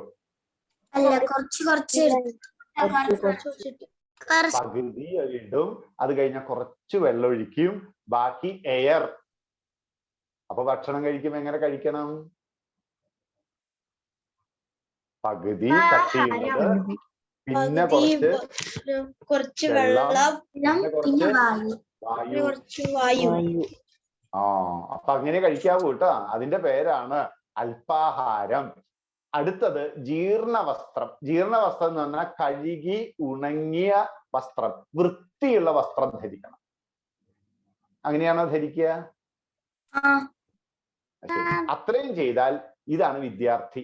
പഠിക്കാൻ പോണ കുട്ടികള് കാകദൃഷ്ടിർ ഭഗധ്യാനം ശ്വാനനിദ്ര തഥൈവച അല്പാഹാരം ജീർണവസ്ത്രം ഏതത് വിദ്യാർത്ഥി ലക്ഷണം. ഇതാണ് വിദ്യാർത്ഥിയുടെ ലക്ഷണം. വിദ്യാർത്ഥിയെ കണ്ടാൽ ഈ 5 കാര്യങ്ങൾ വിദ്യാർത്ഥിക്ക് ഉണ്ടാവും. ഉറപ്പിച്ചോ? മനസ്സിലായോ? ശരി. അതിന്റെ കൂട്ടത്തിൽ 2 കാര്യം കൂടി പറഞ്ഞാല് ഏതാണ്ട് നമ്മുടെ സമയമാവും. ഒരു കാര്യം, നിങ്ങളൊക്കെ ഇപ്പൊ ഇതിന് ഞാൻ ചോദിക്കട്ടെ, 8ാം ക്ലാസ്സിൽ പഠിക്കണവരുണ്ടോ? ഉണ്ട്. 9ാം ക്ലാസ്സുകാരുണ്ടോ? ഉണ്ട്. 10ാം ക്ലാസ്സുകാരുണ്ടോ? ഉണ്ട്. +1 +2 ഉണ്ടോ? ഉണ്ട്. ഉണ്ട്. +1 ഉണ്ട്, +2 ഉണ്ട്. ഡിഗ്രിക്ക് പഠിക്കുന്നവരുണ്ടോ? ഏതെങ്കിലും ഡിഗ്രികള്? ഇനി അല്ലെങ്കിൽ +2 കഴിഞ്ഞ് പഠിക്കുന്നവര്? ഇല്ല. ശരി. നിങ്ങൾ കുട്ടികൾക്ക് ഒരു 11 വയസ്സ് 12 വയസ്സൊക്കെ ആയാൽ, അതായത് നിങ്ങൾ ഒരു 7ാം ക്ലാസ് ഒക്കെ കഴിഞ്ഞാൽ, നിങ്ങള് ഈ കൗമാരം എന്നാ പറയാ. നിങ്ങള് എന്താ പറയാ? കൗമാരം. കുമാരന്റെ ഭാവം ഉണ്ടോ? അതാണ് കൗമാരം. കുമാരിയുടെ ഭാവം, കുമാരന്റെ ഭാവം, ഇതിനെയാണ് കൗമാരം എന്ന് പറയാ. പഠിച്ചോ? പിടിച്ചു വെച്ചോ? കൗമാരം എന്ന് പറഞ്ഞാല് കുമാരന്റെ അല്ലെങ്കിൽ കുമാരിയുടെ, ഒരു 7ാം ക്ലാസ് ഒക്കെ ആയാല് കുമാരന്റെയും കുമാരിയുടെയും ഭാവമൊക്കെ ആവും. അപ്പൊ എന്താ പറ്റുകയെന്ന് അറിയാമോ? ഈ കൗമാരം എന്നുള്ളത് സംസ്കൃതം പഠിച്ചിട്ടുണ്ടെങ്കിൽ അറിയാം. ഈ കുൽസിത മാരഭാവം എന്നാ പറയാ. കുൽസിതഃ മാരഹ യസ്യ സഹ കുമാരഹ എന്ന് പറയും. ഈ കുൽസിത മാരഭാവം. എന്താ കുൽസിതം? കുൽസിതം എന്ന് പറയുന്നത് വകതിരിവില്ലാത്ത, കടിഞ്ഞാണില്ലാത്ത, എന്താ പറയാ, ആരും ഒന്നും പറഞ്ഞാൽ കേൾക്കാത്ത, പക്വതയില്ലാത്ത സ്വഭാവമുള്ള സമയമാണ് കൗമാരം. മനസ്സിലാവുണ്ടോ? ശരി. ഈ കൗമാരത്തിന് എന്ന് പറഞ്ഞാല് എപ്പോഴും അത്ര നല്ല വിചാരങ്ങളോ, അത്ര നല്ല ചിന്തകളോ, അത്ര നല്ല കൂട്ടുകെട്ടോ ഒക്കെ ആയിരിക്കില്ല ആ സമയത്ത്. ആ സമയത്തിന്റെ പേരാണ് കൗമാരം എന്നുള്ളത്. നല്ല നല്ല കൂട്ടുകെട്ടൊക്കെ ചിലപ്പോൾ കിട്ടിക്കൊള്ളണമെന്നില്ല ആ സമയത്ത്. മാത്രമല്ല ഈ സമയത്തിനൊരു പ്രത്യേകതയുണ്ട്. നമുക്ക് ചില കാര്യങ്ങളോട് വലിയ ഇഷ്ടം, പ്രത്യേകിച്ചും ഏതെങ്കിലും ഒരു നല്ല വാഹനം കണ്ട പിന്നെ തുടങ്ങി ആ വണ്ടി മേടിക്കൂ, ആ വണ്ടി മേടിക്കൂ, ആ വണ്ടി മേടിക്കൂ, ഇങ്ങനെ പറഞ്ഞുകൊണ്ടിരിക്കും. നല്ല വസ്ത്രം കണ്ടാൽ അപ്പൊ തുടങ്ങും, എനിക്ക് ആ മോഡൽ ഡ്രസ്സ് വേണം, ആ മോഡൽ ഡ്രസ്സ് വേണം, ഇങ്ങനെ പറഞ്ഞുകൊണ്ടിരിക്കും. നല്ല ഏതെങ്കിലും ടെക്നോളജി കണ്ടാൽ, നല്ല മൊബൈൽ കണ്ടാൽ, നല്ല ഇങ്ങനത്തെ ടെക്നോളജിയുമായിട്ട് ബന്ധപ്പെട്ട് എന്ത് കണ്ടാലും പിന്നെ ഇങ്ങനെ ചെവിയിൽ മൂട്ട പോയ പോലെ അച്ഛനോടും അമ്മോടും പറഞ്ഞുകൊണ്ടിരിക്കും, എനിക്ക് അത് വാങ്ങിത്താ, ഇത് വാങ്ങിത്താ, ഇങ്ങനെ പറഞ്ഞുകൊണ്ടിരിക്കും. ആഡംബര വസ്തുക്കൾ കണ്ടാൽ, മൂടി പിടിപ്പിക്കുന്ന വസ്തുക്കൾ കണ്ടാൽ അത് അപ്പ വേണമെന്ന് പറഞ്ഞുകൊണ്ടിരിക്കും. ഇങ്ങനെ പറഞ്ഞുകൊണ്ടിരിക്കുന്ന പ്രായമാണ് ഏത്? കൗമാരം. കുൽസിതമായ മാരഭാവം, പക്വതയില്ലാത്ത ചിന്തകൾ, കടിഞ്ഞാണില്ലാത്ത കുതിരയെ പോലെ ഓടിക്കൊണ്ടിരിക്കുന്ന ഭാവം, എല്ലാത്തിനോടും ഒരു ഭ്രമം, എല്ലാത്തിനോടും ഒരു ഇഷ്ടം ഒക്കെയുള്ള സമയമാണ് എന്ത്? കൗമാരം. ഈ സമയത്ത് ഇനി പറയുന്നത് ശ്രദ്ധിച്ച് കേൾക്കണം. ഈ സമയത്ത് ഒന്നും പക്വതയുള്ളതല്ല. നമുക്ക് തോന്നും ചിലപ്പോൾ പക്വതയുള്ളതാണെന്ന്, പക്ഷെ ഒന്നും അത്ര പക്വതയുള്ളതല്ല. നമുക്ക് ഈ സമയത്ത് 3 തരം സ്നേഹങ്ങൾ ഉണ്ടാവും. ഇനി പറഞ്ഞ് ശ്രദ്ധിക്കണം. 3 തരം, അമ്മമാരും അച്ഛനും കേൾക്കുന്നുവെങ്കിൽ അവർ ശ്രദ്ധിക്കണം. 3 തരം സ്നേഹങ്ങളുള്ള സമയമാണ് കൗമാരക്കാലം. അതിലൊന്ന്, കൗമാരക്കാലത്ത് ഒന്നാമത്തെ സ്നേഹത്തിന്റെ പേര് പപ്പി ലവ് എന്ന് പറയുക. എന്താ പറയാ?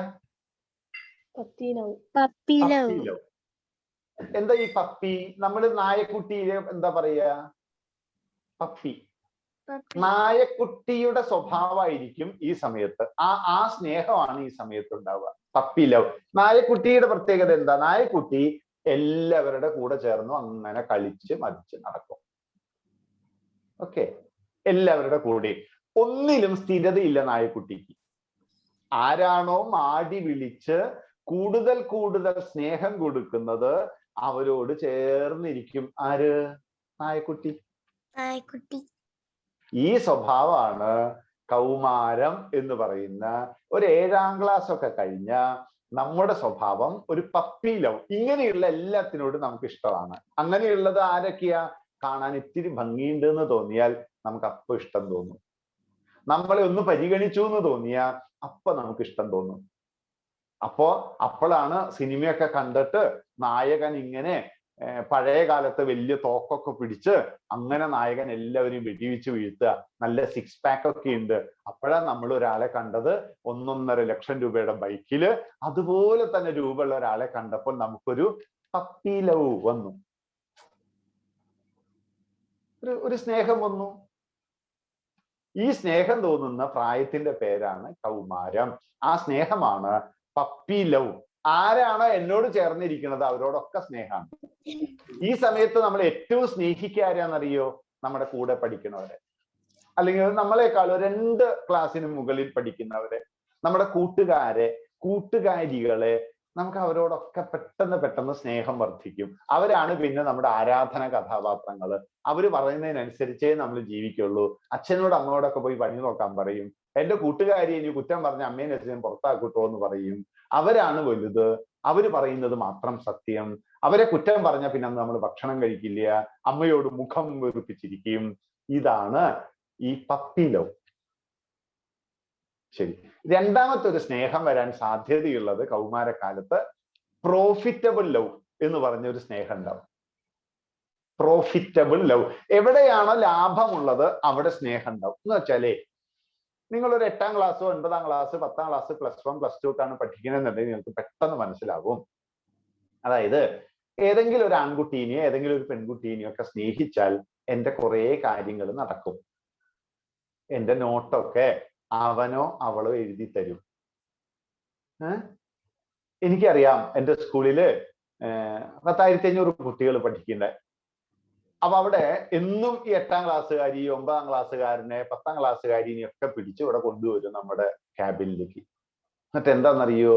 ഈ പെൺകുട്ടി എന്നും ഒരു ആൺകുട്ടിക്ക് നോട്ട് എഴുതി കൊടുത്തില്ല. ഇവിടെ എഴുത്ത്. അമ്മയും അച്ഛനും നോക്കുമ്പോ എന്താ എഴുത്ത്, പക്ഷെ പരീക്ഷയ്ക്ക് മാർക്കില്ല. അപ്പോഴാ മനസ്സിലാവുന്നത് അവൻ പ്രോഫിറ്റബിൾ ലവ് ആണ്. ഇവളെ ഒന്ന് മണിയടിച്ച് നിന്നാൽ ഇവളെല്ലാം ചെയ്തു കൊടുക്കും. കുഞ്ഞുണ്ടല്ലോ, കൊച്ച് 2 പേർക്ക് കഴിക്കാനുള്ള ഭക്ഷണം കൊണ്ടാ ഉച്ചയ്ക്ക് സ്കൂളിൽ പോവുക. അമ്മ വിചാരിക്കുക എന്തോര കഴിക്കണ എൻ്റെ മോള്, ഞാൻ കഴിക്കണേക്കാളും കൂടുതൽ കഴിക്കണ്ട്. പക്ഷെ ഇവൾ ആർക്കാ കൊണ്ടുപോണത്? അവൻ നോക്കിയപ്പോ ഒന്ന് മണിയടിച്ച് നിന്നാൽ പ്രോഫിറ്റബിൾ ലവ്, ഉച്ചയ്ക്ക് ഭക്ഷണം കൊണ്ടുപോകണ്ട.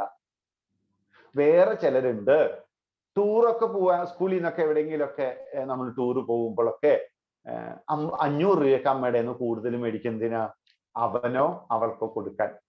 കാരണം എന്താ? ഈ ലവ് പ്രോഫിറ്റബിൾ ആണ്. മാത്രമല്ല ഫുഡ് കൊണ്ടു കൊടുക്കുക. ഇങ്ങനെ മറ്റുള്ളവരെ സ്നേഹിക്കുന്നതിലൂടെ അവരിൽ നിന്ന് ലാഭം കിട്ടുക, സ്ഥാനം കിട്ടുക, സ്ഥാനമാനങ്ങൾ ഉണ്ടാവുക, സുഖം ഉണ്ടാവുക. ഇതിനു വേണ്ടിയിട്ട് സ്നേഹിക്കുന്നത് ഈ പ്രായത്തിൻ്റെതാണ്. ഇതാണ് പ്രോഫിറ്റബിൾ ലവ്. മൂന്നാമത്തെ ലവ് ഉണ്ട്, സിംപത്തറ്റിക് ലവ്. സിംപത്തറ്റിക് ആണ്. ഒരു സിംപതി തോന്നി നമുക്ക് ഒരാളോട് സ്നേഹം തോന്നും. അതും കൗമാരകാലത്ത് ഒരു 8, 9, 10, +1 +2 ഈ സമയത്ത് നമുക്കൊരു സിംപതി തോന്നും. അതെങ്ങനെയാ? ചിലർ അനാഥരാണ്. നമ്മൾ കേട്ടു, ആ എൻ്റെ കൂടെ പഠിക്കണേ അല്ലെങ്കിൽ ആ ചെറുക്കനോ ആ പെൺകുട്ടിക്കോ അമ്മയില്ല, അച്ഛനില്ല. നമുക്കൊരു സിംപതി തോന്നും. ഓക്കെ, ക്ലിയർ അല്ലേ പറയണത്? Sympathetic love.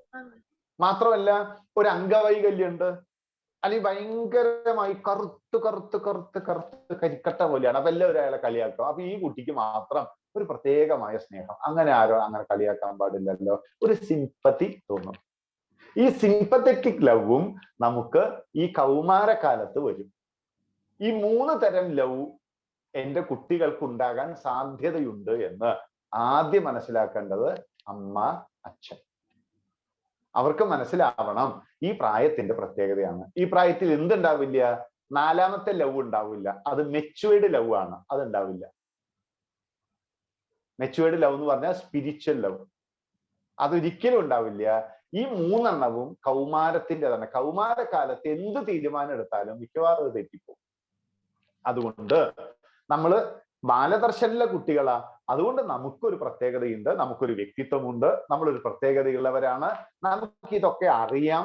ഇതിനനുസരിച്ചാണ് നമ്മൾ ആരോടും ഇടപെട്ടു, ആരോടും സംസാരിക്കൂ, എല്ലാവരുടെ മുന്നിലും ഇതിനനുസരിച്ച് നിൽക്കും. കാരണം എന്താ? എനിക്ക് ഒരു വ്യക്തമായ ജീവിത ലക്ഷ്യമുണ്ട്. ഇങ്ങനെയൊക്കെ വെറുതെ കളയാനുള്ളതൊന്നും അല്ല എൻ്റെ ജീവിതം, എനിക്കൊരു ലക്ഷ്യമുണ്ട്. ഞാൻ നിങ്ങളോടൊരു കാര്യം പറയട്ടെ, ഇത് ശ്രദ്ധിച്ച് കേട്ടാൽ നിങ്ങൾക്ക് മനസ്സിലാവും. നമ്മുടെ ഉള്ളിൽ ഒരു ജീവിത ലക്ഷ്യം എന്തോ ആവട്ടെ, ചിലർക്ക് നല്ല പൈലറ്റ് ആവണം, ചിലർക്ക് നല്ല ഡോക്ടർ ആവണം, ചിലർക്ക് നല്ല ഒരു സയന്റിസ്റ്റ് ആവണം, ചിലർക്ക് നല്ല ഒരു കർഷകനാവണം, ചിലർക്ക് നല്ലൊരു ബിസിനസ്മാൻ ആകണം, ഇങ്ങനെ ചിലർക്ക് നല്ല ചാർട്ടേഡ് അക്കൗണ്ടന്റ് ആകണം, ചിലർക്ക് നല്ല അഡ്മിനിസ്ട്രേറ്റർ ആവണം, ചിലർക്ക് നല്ല മാനേജർ ആവണം, ചിലർക്ക് ബാങ്കിങ് മേഖലയാണ് ഇഷ്ടം. ഇങ്ങനെ എന്തെങ്കിലും ഒക്കെ ഒരാഗ്രഹം എല്ലാവരുടെ ഉള്ളിലും ഉണ്ടാവും, എല്ലാവരുടെ ഉള്ളിലും. നമ്മളൊരു കാര്യം മനസ്സിലാക്കേണ്ടത്, നമ്മുടെ ഉള്ളിൽ ഒരാഗ്രഹം ജനിച്ചിട്ടുണ്ട് എങ്കിൽ, ശ്രദ്ധിച്ച് കേൾക്കണേ, നമ്മുടെ ഉള്ളിൽ ഒരാഗ്രഹം ജനിപ്പിച്ചിട്ടുണ്ട് ഈശ്വരനെങ്കിൽ, കാരണം ഒരു ആഗ്രഹം ഉള്ളിൽ ജനിക്കണമെങ്കിൽ അത് ഈശ്വരൻ വിചാരിച്ചിട്ടുണ്ട്. അങ്ങനെ ഒരു ആഗ്രഹം നമ്മുടെ ഉള്ളിൽ ഈശ്വരൻ ജനിപ്പിച്ചുവെങ്കിൽ ഉറപ്പിച്ചോളൂ, അതിനുള്ള കഴിവും നമ്മുടെ ഉള്ളിൽ ഈശ്വരൻ ബാക്കി വയ്ക്കും. മനസ്സിലായോ പറഞ്ഞത്? നമ്മുടെ ഉള്ളിൽ ഒരു ആഗ്രഹം,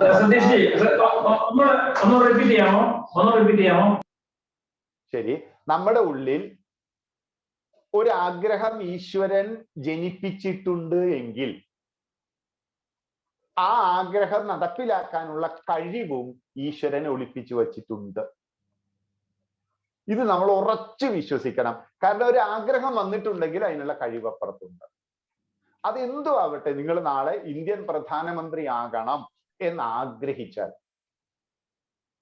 നിങ്ങൾ ഇന്ത്യയുടെ പ്രഥമ പുരുഷനാകണം എന്ന് ആഗ്രഹിച്ചാൽ, നിങ്ങൾ നാളെ ഒരു സിവിൽ സർവീസോ ഒരു IPS അല്ലെങ്കിൽ ഭരണനിർവഹണത്തിന്റെ ഏറ്റവും മുകളിൽ എന്ന് ആഗ്രഹിച്ചാൽ, നാളെ എനിക്കൊരു ജഡ്ജി ആകണം എന്ന് ആഗ്രഹിച്ചാൽ, വെറും ജഡ്ജിയല്ല, സുപ്രീം കോടതി ജഡ്ജി ആവും ഞാൻ എന്ന് മനസ്സിൽ ആഗ്രഹിച്ചാൽ, ഈ ആഗ്രഹത്തെ നടപ്പിലാക്കാനുള്ള കഴിവ് നിങ്ങളുടെ ഓരോരുത്തരുടെ ഉള്ളിലും ഈശ്വരൻ ഒരുക്കി വെച്ചിട്ടുണ്ട്. അതിനുള്ള കഴിവ് നിങ്ങളുടെ ഉള്ളിലുണ്ട്. കാരണം ആ കഴിവില്ലെങ്കിൽ നിങ്ങൾക്ക് ഈ ആഗ്രഹം വരില്ല. നോക്കൂ, പണ്ട് നിങ്ങൾ നെപ്പോളിയനെ കുറിച്ച് കേട്ടിട്ടുണ്ടോ? നെപ്പോളിയൻ ആകെ നെപ്പോളിയന്റെ ഉയരം 5 അടി ഉയരമുള്ള കുറിയ മനുഷ്യനാണ് നെപ്പോളിയൻ. നെപ്പോളിയൻ ജനിച്ചത് ഫ്രാൻസിലാണ്, പക്ഷെ പഠിച്ചത് മുഴുവൻ ഇറ്റലിയിലാണ്. അദ്ദേഹത്തിന് ഫ്രാൻസിൽ ജനിച്ചെങ്കിലും ഫ്രഞ്ച് ഭാഷ അറിയില്ല. ഫ്രഞ്ച് ഭാഷ അറിയാത്ത നെപ്പോളിയന്റെ മനസ്സിലുള്ള വലിയ ആഗ്രഹം ഫ്രാൻസിന്റെ പ്രധാനമന്ത്രിയാവുക, രാജാവാവുക എന്നുള്ളതായിരുന്നു. ഫ്രാൻസിന്റെ രാജാവാകണമെന്ന് ഫ്രഞ്ച് ഭാഷ അറിയാത്ത ഇറ്റലിയിൽ പഠിച്ച കുറിയ മനുഷ്യനായ നെപ്പോളിയന്റെ ഉള്ളിൽ ഈശ്വരൻ അദൃശ്യമായി ഒളിപ്പിച്ചു വെച്ചിട്ടുള്ള ആഗ്രഹം നടപ്പിലാക്കാൻ വേണ്ടി ഈ നെപ്പോളിയൻ കൊച്ചു കുഞ്ഞായിരിക്കെ, പഠിച്ചുകൊണ്ടിരിക്കെ, 9ാം ക്ലാസ്സിലോ 8ാം ക്ലാസ്സിലോ പഠിച്ചുകൊണ്ടിരിക്കെ ഹസ്തരേഖ നോക്കുന്ന ഒരാളുടെ അടുത്ത് ചെന്ന് തന്റെ കൈ നീട്ടിയിട്ട് പറഞ്ഞു, എന്റെ കയ്യിൽ ഫ്രാൻസിലെ രാജാവാകാനുള്ള വരയുണ്ടോ എന്ന് ചോദിച്ചു. അദ്ദേഹം ആ കയ്യിലേക്ക് നോക്കിയിട്ട് പറഞ്ഞു, നിന്റെ കയ്യിൽ ആ വരയില്ല. അപ്പോൾ അദ്ദേഹം ചോദിച്ചു, എവിടെയാണ് ആ വര വരേണ്ടത് ഞാൻ രാജാവാകണമെങ്കിൽ? അപ്പൊ അദ്ദേഹം പറഞ്ഞു, ഇവിടെ ഇങ്ങനെ ഒരു വരയുണ്ടെങ്കിൽ നീ രാജാവാകും. ഇത് കേട്ട ഈ 9ാം ക്ലാസ്സുകാരൻ ചുറ്റുപാട് നോക്കിയപ്പോൾ അവിടെ നീളമുള്ള ഒരു കത്തി ഇരിക്കുന്നത് കണ്ടു. ആ കത്തിയെടുത്ത് മൂർച്ചയുള്ള കത്തി കൊണ്ട് മൃദുലമായതിന്റെ കയ്യിൽ അങ്ങ് വരഞ്ഞപ്പോൾ ചുടുചോര ഒലിച്ചിറങ്ങിയപ്പോൾ ആ ചോര തുടച്ചു മാറ്റിയിട്ട് നെപ്പോളിയൻ ഈ ഹസ്തരേഖക്കാരനോട് ചോദിച്ചു, ഇനി ഞാൻ രാജാവാകില്ലേ എന്ന് ചോദിച്ചു.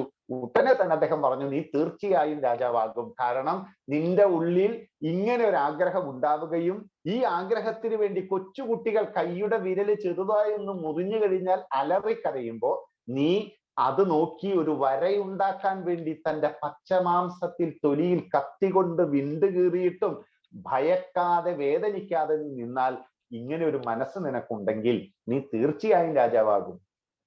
ആ നെപ്പോളിയൻ ആഗ്രഹിച്ചതുപോലെ തന്നെ നെപ്പോളിയൻ രാജാവായില്ലേ? നമ്മുടെ ഉള്ളിൽ ഈശ്വരൻ ഒരു ആഗ്രഹം വെച്ചിട്ടുണ്ടെങ്കിൽ അതിനുള്ള കഴിവ് നമുക്കുണ്ട്. ഈ കഴിവ് നമ്മൾ എങ്ങനെ വളർത്തുന്നു? അതിന് നമ്മൾ ആദ്യം നമ്മുടെ ജീവിതം കെട്ടിപ്പടുക്കണം. അതാ ഞാൻ നേരത്തെ പറഞ്ഞ് നമുക്ക് കുറെ ക്വാളിറ്റീസ് വേണം, നമുക്ക് കുറെ അധികം ഗുണങ്ങൾ ഉണ്ടാവണം. നമ്മളെ പിന്നിലേക്ക് പിടിച്ചു വലിക്കുന്ന ചൂല് പോലെയോ, നേരത്തെ പറഞ്ഞ അരിപ്പ പോലെയോ, ദോഷങ്ങൾ കാണുന്ന വ്യക്തിയെ പോലെയോ, എല്ലാത്തിലും കുറ്റം കാണുന്ന മയിലിനെ പോലെയോ ഇതൊന്നുമല്ല നമ്മൾ എപ്പോഴും കുറെ ഗുണങ്ങളുടെ വിളനിലമായിരിക്കണം. ഏതുപോലെ? ഒറ്റ കഥ കേൾക്കൂ. ഹനുമാൻ രാവണനെ കാണുന്ന രംഗമുണ്ട്. ആദ്യമായിട്ട് രാത്രിയിലൊക്കെ കാണുന്നുണ്ട്, മരത്തിന്റെ മുകളിൽ നിന്നും കാണുന്നുണ്ട്. പക്ഷേ ഹനുമാൻ നേരിട്ട് രാവണന്റെ സദസ്സിൽ പോയി രാവണൻ എന്ന് പറയുന്ന വിഖ്യാതനെ കാണുന്ന സമയമുണ്ട്.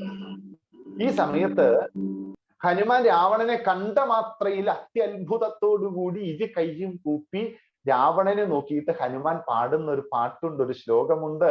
അഹോ രൂപം അഹോ ധൈര്യം അഹോ സത്വം അഹോ ദ്യുതി അഹോ രാക്ഷസ രാജസ്യ സർവലക്ഷണയുക്ത. എന്താ ശ്ലോകം എന്നറിയോ രാമായണത്തില്? അഹോ രൂപം, എന്തൊരു രൂപം, എന്തൊരു തേജസ്, എന്തൊരു ഓജസ്, എന്തൊരു ഭംഗി, എന്തൊരു കാന്തി, എന്തൊരു സൗന്ദര്യം. അഹോധൈര്യം, എന്തൊരു ധൈര്യം, എന്തൊരു വീരപരാക്രമി. രാവണൻ എന്ന് പറയുന്ന നാമം ശ്രവിക്കുന്ന മാത്രയിൽ പലരും പ്രകമ്പനം കൊള്ളും. പണ്ട് നമ്മൾ ഗ്രീക്കും റോമും എന്നൊക്കെ കേട്ടിട്ടില്ലേ? ഗ്രീക്കിന്റെ നാമം ശ്രവിക്കുന്ന മാത്രയിൽ ഭൂമി പ്രകമ്പനം കൊണ്ടിരുന്നു എന്ന് പറയുന്നത് പോലെ റോമിന്റെ ശാനാങ്കിതമായ വിജയ പതാക, കഴുകൻ ചിറക് വിരിച്ച കാപ്പിറ്റോളിയൻ കുന്നുകൾ എന്നൊക്കെ പറയാറില്ലേ? ഇതുപോലെ റോമിന്റെ നാമം ശ്രവിക്കുമ്പോൾ ഞെട്ടിയതുപോലെ ഞെട്ടും രാവണൻ എന്ന് പറയുന്ന നാമം കേൾക്കുന്ന മാത്രയിൽ. അത്ര കഴിവുള്ള രാവണൻ. ഇനി രാവണന്റെ ഗുണഗണങ്ങൾ പറയാണ്. എന്നിട്ട് ഹനുമാൻ പറയാണ് സർവ ലക്ഷണ യുക്ത. എന്തൊരു ലക്ഷണം തികഞ്ഞ പുരുഷൻ! ഇത്രയും ഭംഗിയുള്ള ഒരു പുരുഷനെ ഞാനിതാ ആദ്യമായിട്ട് കാണുകയാണ്. ആദ്യമായിട്ട് ഇതുപോലൊരു പുരുഷനെ ഞാൻ ഇതുവരെ കണ്ടിട്ടില്ല. എന്തൊരു ഭംഗി, എന്തൊരു തേജസ്, എന്തൊരു കഴിവ്, എന്തൊക്കെ സ്കില്ലുകളാണ് രാവണൻ. പക്ഷേ ഇനിയാണ് ശ്രദ്ധിക്കേണ്ടത്. ഇവിടെ എവിടെയെങ്കിലും ഈ ഹനുമാൻ ഇതിനു മുൻപ് ആരുടെ കൂടെയായിരുന്നു? രാമനോടൊപ്പം ഉണ്ട്, രാമനോടൊപ്പം ഇരുന്ന്, രാമനോടൊപ്പം ഉറങ്ങി, ശ്രീരാമനോട് സംസാരിച്ച് ദാ ഇപ്പൊ വന്നിട്ട് കാല് മാറിയിട്ട് നമ്മളോട് പറയാണ് സർവലക്ഷണം തികഞ്ഞൊരു പുരുഷനെ ഞാൻ കണ്ടിട്ടില്ലെന്ന്. അപ്പൊ ആരെടുക്കൻ, രാമനോ രാവണനോ? പക്ഷേ ഹനുമാൻ എന്ത് പറഞ്ഞിട്ടും നമ്മൾ രാമനെ സ്വീകരിച്ചു, രാവണനെ തള്ളിക്കളഞ്ഞു. എന്തുകൊണ്ടാ തള്ളിക്കളഞ്ഞത്? ഒറ്റ കാരണമേ ഉള്ളൂ. രാവണന് ഉണ്ട് എന്ന് ഹനുമാൻ ഇപ്പൊ പറഞ്ഞതെല്ലാം സ്കില്ലുകളാണ്. എന്തായിരുന്നു? സ്കിൽ, കഴിവുകൾ മാത്രമാണ് രാവണൻ ഉണ്ട് എന്ന് പറയുന്നത്. എന്നാൽ ശ്രീരാമചന്ദ്രൻ ഉണ്ട് എന്ന് പറയുന്നത് എന്താ? വാല്യൂസ് ആണ്. എന്താണ്? വാല്യൂസ്, മൂല്യങ്ങൾ. രാവണൻ കുറെ സ്കില്ലുകളാണ്, രാമൻ കുറെ വാല്യൂസ് ആണ്. മൂല്യങ്ങളാണ് ഒരു വ്യക്തിയെ നിലനിർത്തുന്നത്. സ്കില്ലുകളാണോ? ഞാൻ ചോദിക്കട്ടെ, നിങ്ങളുടെ അടുത്ത് മൂല്യങ്ങളാണ്. നിങ്ങളുടെ അടുത്ത് ഭഗവാൻ ശ്രീകൃഷ്ണൻ, നിങ്ങൾ നേരത്തെ പാടിയില്ലേ കരുണാമുരളീധാര എന്നൊക്കെ പറഞ്ഞ് സാക്ഷാൽ ആപദ്ബാന്ധവനായ, ഗോവർദ്ധനധാരിയായ, കാളിയമർദ്ദകനായ, യോഗേശ്വരനായ ശ്രീകൃഷ്ണനില്ലേ? ഈ ശ്രീകൃഷ്ണൻ നിങ്ങളുടെ അടുത്ത് രാത്രി പ്രത്യക്ഷപ്പെട്ടു. ഓക്കെ, കൃഷ്ണൻ നിങ്ങളോട് ചോദിച്ചു നിങ്ങൾക്ക് ഞാനൊരു വരം തരട്ടെ. അപ്പൊ നിങ്ങൾ പറഞ്ഞു തന്നോളൂ കൃഷ്ണ. എങ്കിൽ ഞാനിതാ നിങ്ങൾക്ക് വരം തരുന്നത് 2 ടേബിൾ തരും ഞാൻ നിങ്ങൾക്ക്. ഒരു ടേബിളിൽ കുറെ കാര്യം എഴുതിയിട്ടുണ്ട്, മറ്റൊരു ടേബിളിൽ വേറെ കുറെ കാര്യങ്ങൾ എഴുതിയിട്ടുണ്ട്. ഈ 2 ടേബിളിൽ ഏതെങ്കിലും ഒരു ടേബിൾ നിങ്ങൾക്ക് തിരഞ്ഞെടുക്കാം. എ എന്ന് പറയുന്ന ഈ ടേബിളിൽ ഉള്ളത് വിനയം, കൃത്യനിഷ്ഠ, ബഹുമാനം, സത്യം വദ, ധർമ്മം ചര, സ്വാധ്യായാന്മാ പ്രമത്ത, ഇങ്ങനെ കുറെ വാല്യൂസ്, സമർത്ഥൻ, പ്രിയദർശനൻ, ഇങ്ങനെ തുടങ്ങണോ നമ്മുടെ കുറെ കാര്യം. മറ്റൊരു ടേബിളിലുണ്ട് നിങ്ങൾ നന്നായി ഡാൻസ് കളിക്കും, നന്നായി പ്രസംഗിക്കും, നന്നായി മ്യൂസിക്കൽ ഇൻസ്ട്രുമെന്റ്സ് ഉപയോഗിക്കും, നിങ്ങൾ നന്നായി മിമിക്രി, നിങ്ങൾ സ്പോർട്സിൽ മുന്നിൽ, നിങ്ങൾ ഡാൻസിൽ മുന്നിൽ, നിങ്ങൾക്ക് ധാരാളം സ്കില്ലുകൾ. എന്നിട്ട് ചോദിച്ചു നിങ്ങൾക്ക് ഇതിൽ ഏത് ടേബിൾ വേണം എന്ന് കൃഷ്ണൻ നിങ്ങളോട് ചോദിച്ചാൽ നിങ്ങൾ എ എന്ന് പറയുന്ന ടേബിൾ എടുക്കുമോ, ബി എന്ന് പറയുന്ന ടേബിൾ എടുക്കുമോ? എന്തുകൊണ്ടാ കാരണം? Because A's are with values. ഓരോരുത്തരൊന്ന് പറഞ്ഞു നോക്കൂ, എന്തുകൊണ്ടാണ് നിങ്ങൾ എ എന്ന് പറയുന്ന ടേബിൾ തിരഞ്ഞെടുക്കാൻ കാരണം? നിറച്ചും വാല്യൂസ് ഉണ്ട്. ശരി, ടേബിൾ ഒന്നും കൂടെ പറയാമോ? ടേബിളിൽ ഒരു വശത്ത് ബഹുമാനം, മിതവ്യയം, കൃത്യനിഷ്ഠ, മറ്റുള്ളവരോടുള്ള എൻ്റെ ഡ്യൂട്ടി ചെയ്യല്, സത്യം പറയുക, ധർമ്മത്തിൽ ജീവിക്കുക, എല്ലാ ദിവസവും സ്വാധ്യായം ചെയ്യുക, വളരെ സമർത്ഥനായിരിക്കുക, പ്രിയദർശനനായിരിക്കുക, ഇങ്ങനെ ഇങ്ങനെ ഇങ്ങനെ കുറെ. മറുവശത്ത് നിങ്ങൾക്ക് ധാരാളം വാഹനങ്ങൾ ഉണ്ടാവും, നിങ്ങൾ നന്നായി ഡാൻസ് കളിക്കും, നൃത്തകലയുടെ കുലപതിയാകും, മ്യൂസിക്കൽ ഇൻസ്ട്രുമെന്റ്സ് ഉപയോഗിക്കും, സംഗീതത്തിന്റെ സാമ്രാട്ടാകും, നിങ്ങൾ നന്നായി പ്രസംഗിക്കും, നിങ്ങൾ നല്ല മോട്ടിവേഷൻ സ്പീക്കർ ആയിരിക്കും, നിങ്ങൾക്ക് സ്പോർട്സിൽ എപ്പോഴും മുന്നിലായിരിക്കും. ഇത് വേണോ ഇത് വേണോ? ഒന്നാമത്തെ എ എന്ന് പറയുന്ന ടേബിൾ, ബി എന്ന് പറയുന്ന ടേബിൾ.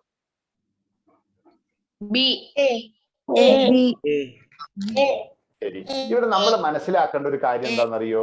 നമുക്ക് സത്യത്തിൽ ഇനി ശ്രദ്ധിക്കണേ, നമുക്ക് സത്യത്തിൽ ഇത് രണ്ടും വേണം. ഒന്ന് മാത്രം ഉണ്ടായാൽ നമുക്ക് ഈ കാലത്ത് ജീവിക്കാൻ പറ്റില്ല.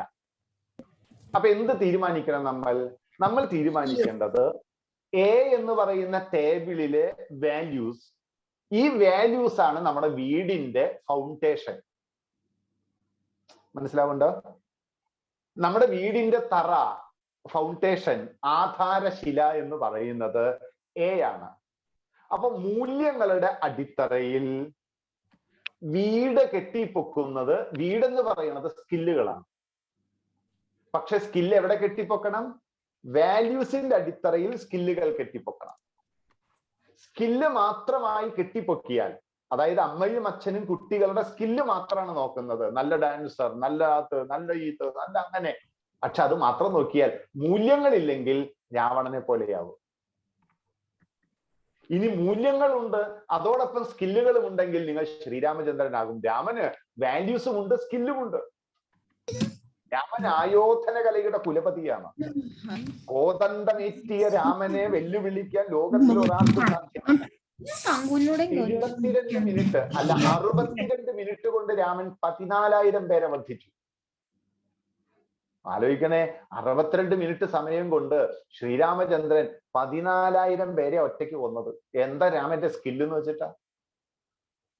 അപ്പോ രാമന് വാല്യൂസ് മാത്രമല്ല, സ്കില്ലുമുണ്ട്. രാവണൻ എന്തുണ്ട്? വാല്യൂസ് ഇല്ല, സ്കില്ല് മാത്രമുള്ളൂ. അപ്പൊ രാമായണം എന്ന് പറയണത് വാല്യൂസും സ്കില്ലും തമ്മിലുള്ള സംഘർഷമാണ്.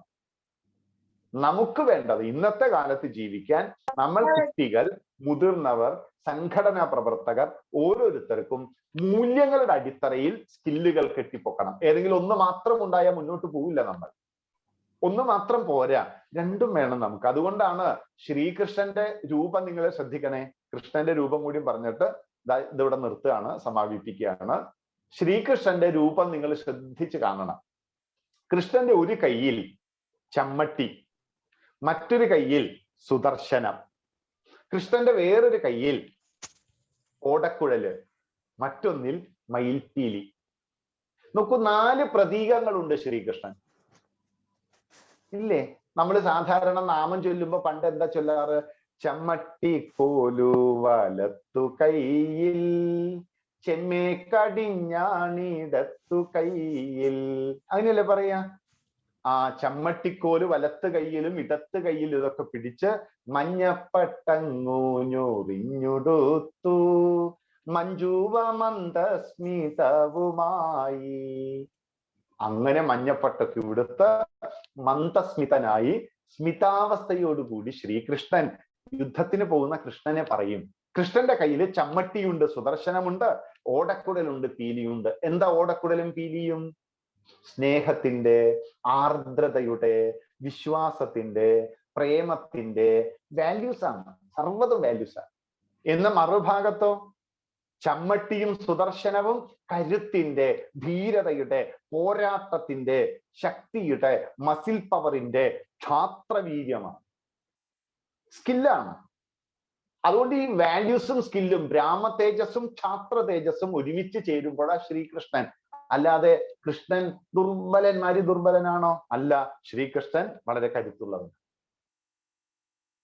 എന്നാൽ ശ്രീകൃഷ്ണൻ ദുർബലനാണോ? അല്ല. ശ്രീകൃഷ്ണൻ എവിടെയെങ്കിലും കരഞ്ഞിട്ടുണ്ടോ? നിങ്ങൾ കൃഷ്ണനെ ഇഷ്ടമാണോ? നിങ്ങൾ കൃഷ്ണ ഭക്തന്മാരാണോ? എങ്കിൽ കൃഷ്ണൻ ഇതുവരെ ജീവിതത്തിൽ കരഞ്ഞിട്ടില്ല. നിങ്ങൾ ജീവിതത്തിൽ കരയാറുണ്ടോ? അതെങ്ങനെ ശരിയാവും? കൃഷ്ണൻ ഇതുവരെ കരഞ്ഞിട്ടില്ല എന്ന്. ഒരിക്കലും കരയാത്ത ഈശ്വരന്റെ ഭക്തന്മാർ എപ്പോഴും കരയുന്നവരായാൽ കൃഷ്ണൻ ഇഷ്ടാവുമോ നമ്മളെ? അമ്മ വഴക്ക് പറഞ്ഞു, കീന്നും പറഞ്ഞിരുന്ന് കരഞ്ഞു, വെറുതെ കരയ, ദുർബലന്മാരാവുക. ആരെങ്കിലും എന്തെങ്കിലും ചോദിച്ച് അപ്പോഴേക്ക് നിരാശ വരിക, നൈരാശ്യത്തിന്റെ പടുകുഴിയിൽ പതിക്കുക.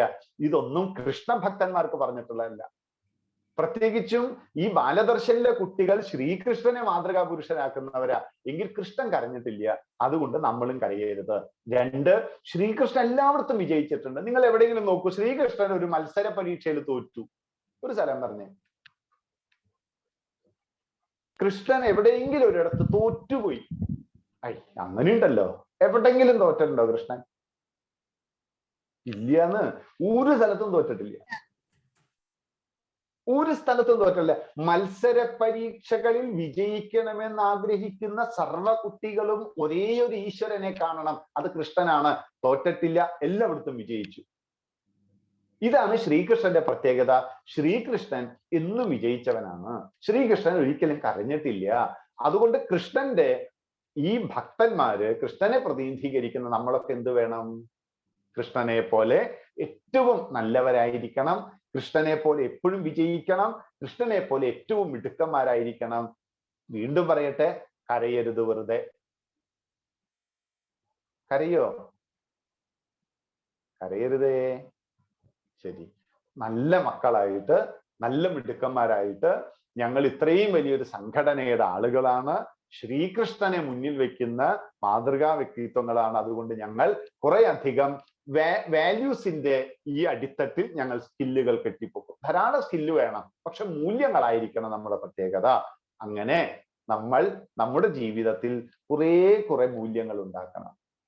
നല്ല മക്കളായിരിക്കണം, നന്നായി സംസാരിക്കണം ഓരോരുത്തരോട്. മോശമായൊരു വാക്ക് പോലും നമ്മുടെ വായിൽ നിന്ന് വരരുത്.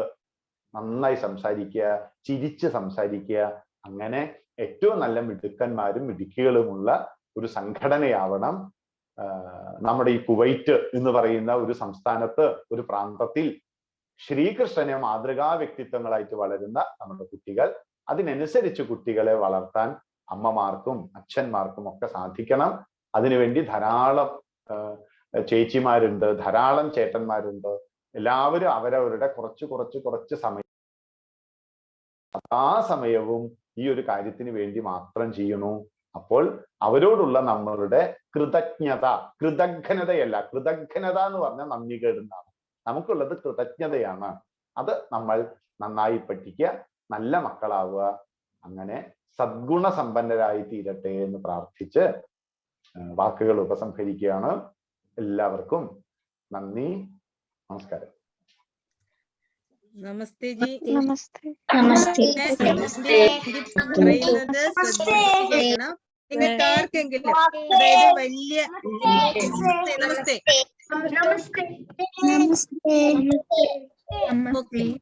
ഹരിയോം ഹരിയോം മക്കളെ, ആന്റി പറയുന്നത് ശ്രദ്ധിച്ച് കേൾക്കണം. നമ്മുടെ ചേച്ചിമാർക്ക്, 8th and above ഉള്ള ചേച്ചിമാർക്ക് അങ്കിളിനോട് എന്തെങ്കിലും ചോദിക്കാൻ ഈ ടൈമിൽ ഉണ്ടെങ്കിൽ 1-2 പേർക്ക്, അല്ലെങ്കിൽ മാതാപിതാക്കള് ആരെങ്കിലും ഈ ക്ലാസ് കേട്ടവർക്ക് എന്തെങ്കിലും അങ്കിളുമായിട്ട് ഇന്ററാക്ട് ചെയ്യണമെങ്കിൽ ഇപ്പൊ അതിനുള്ള അവസരമാണ് നമ്മുടെ കാര്യകർത്താക്കള്. ഒന്ന് ഹാൻഡ് റേസ് ചെയ്താല് നമുക്ക് പെട്ടെന്ന് അറിയാൻ പറ്റും.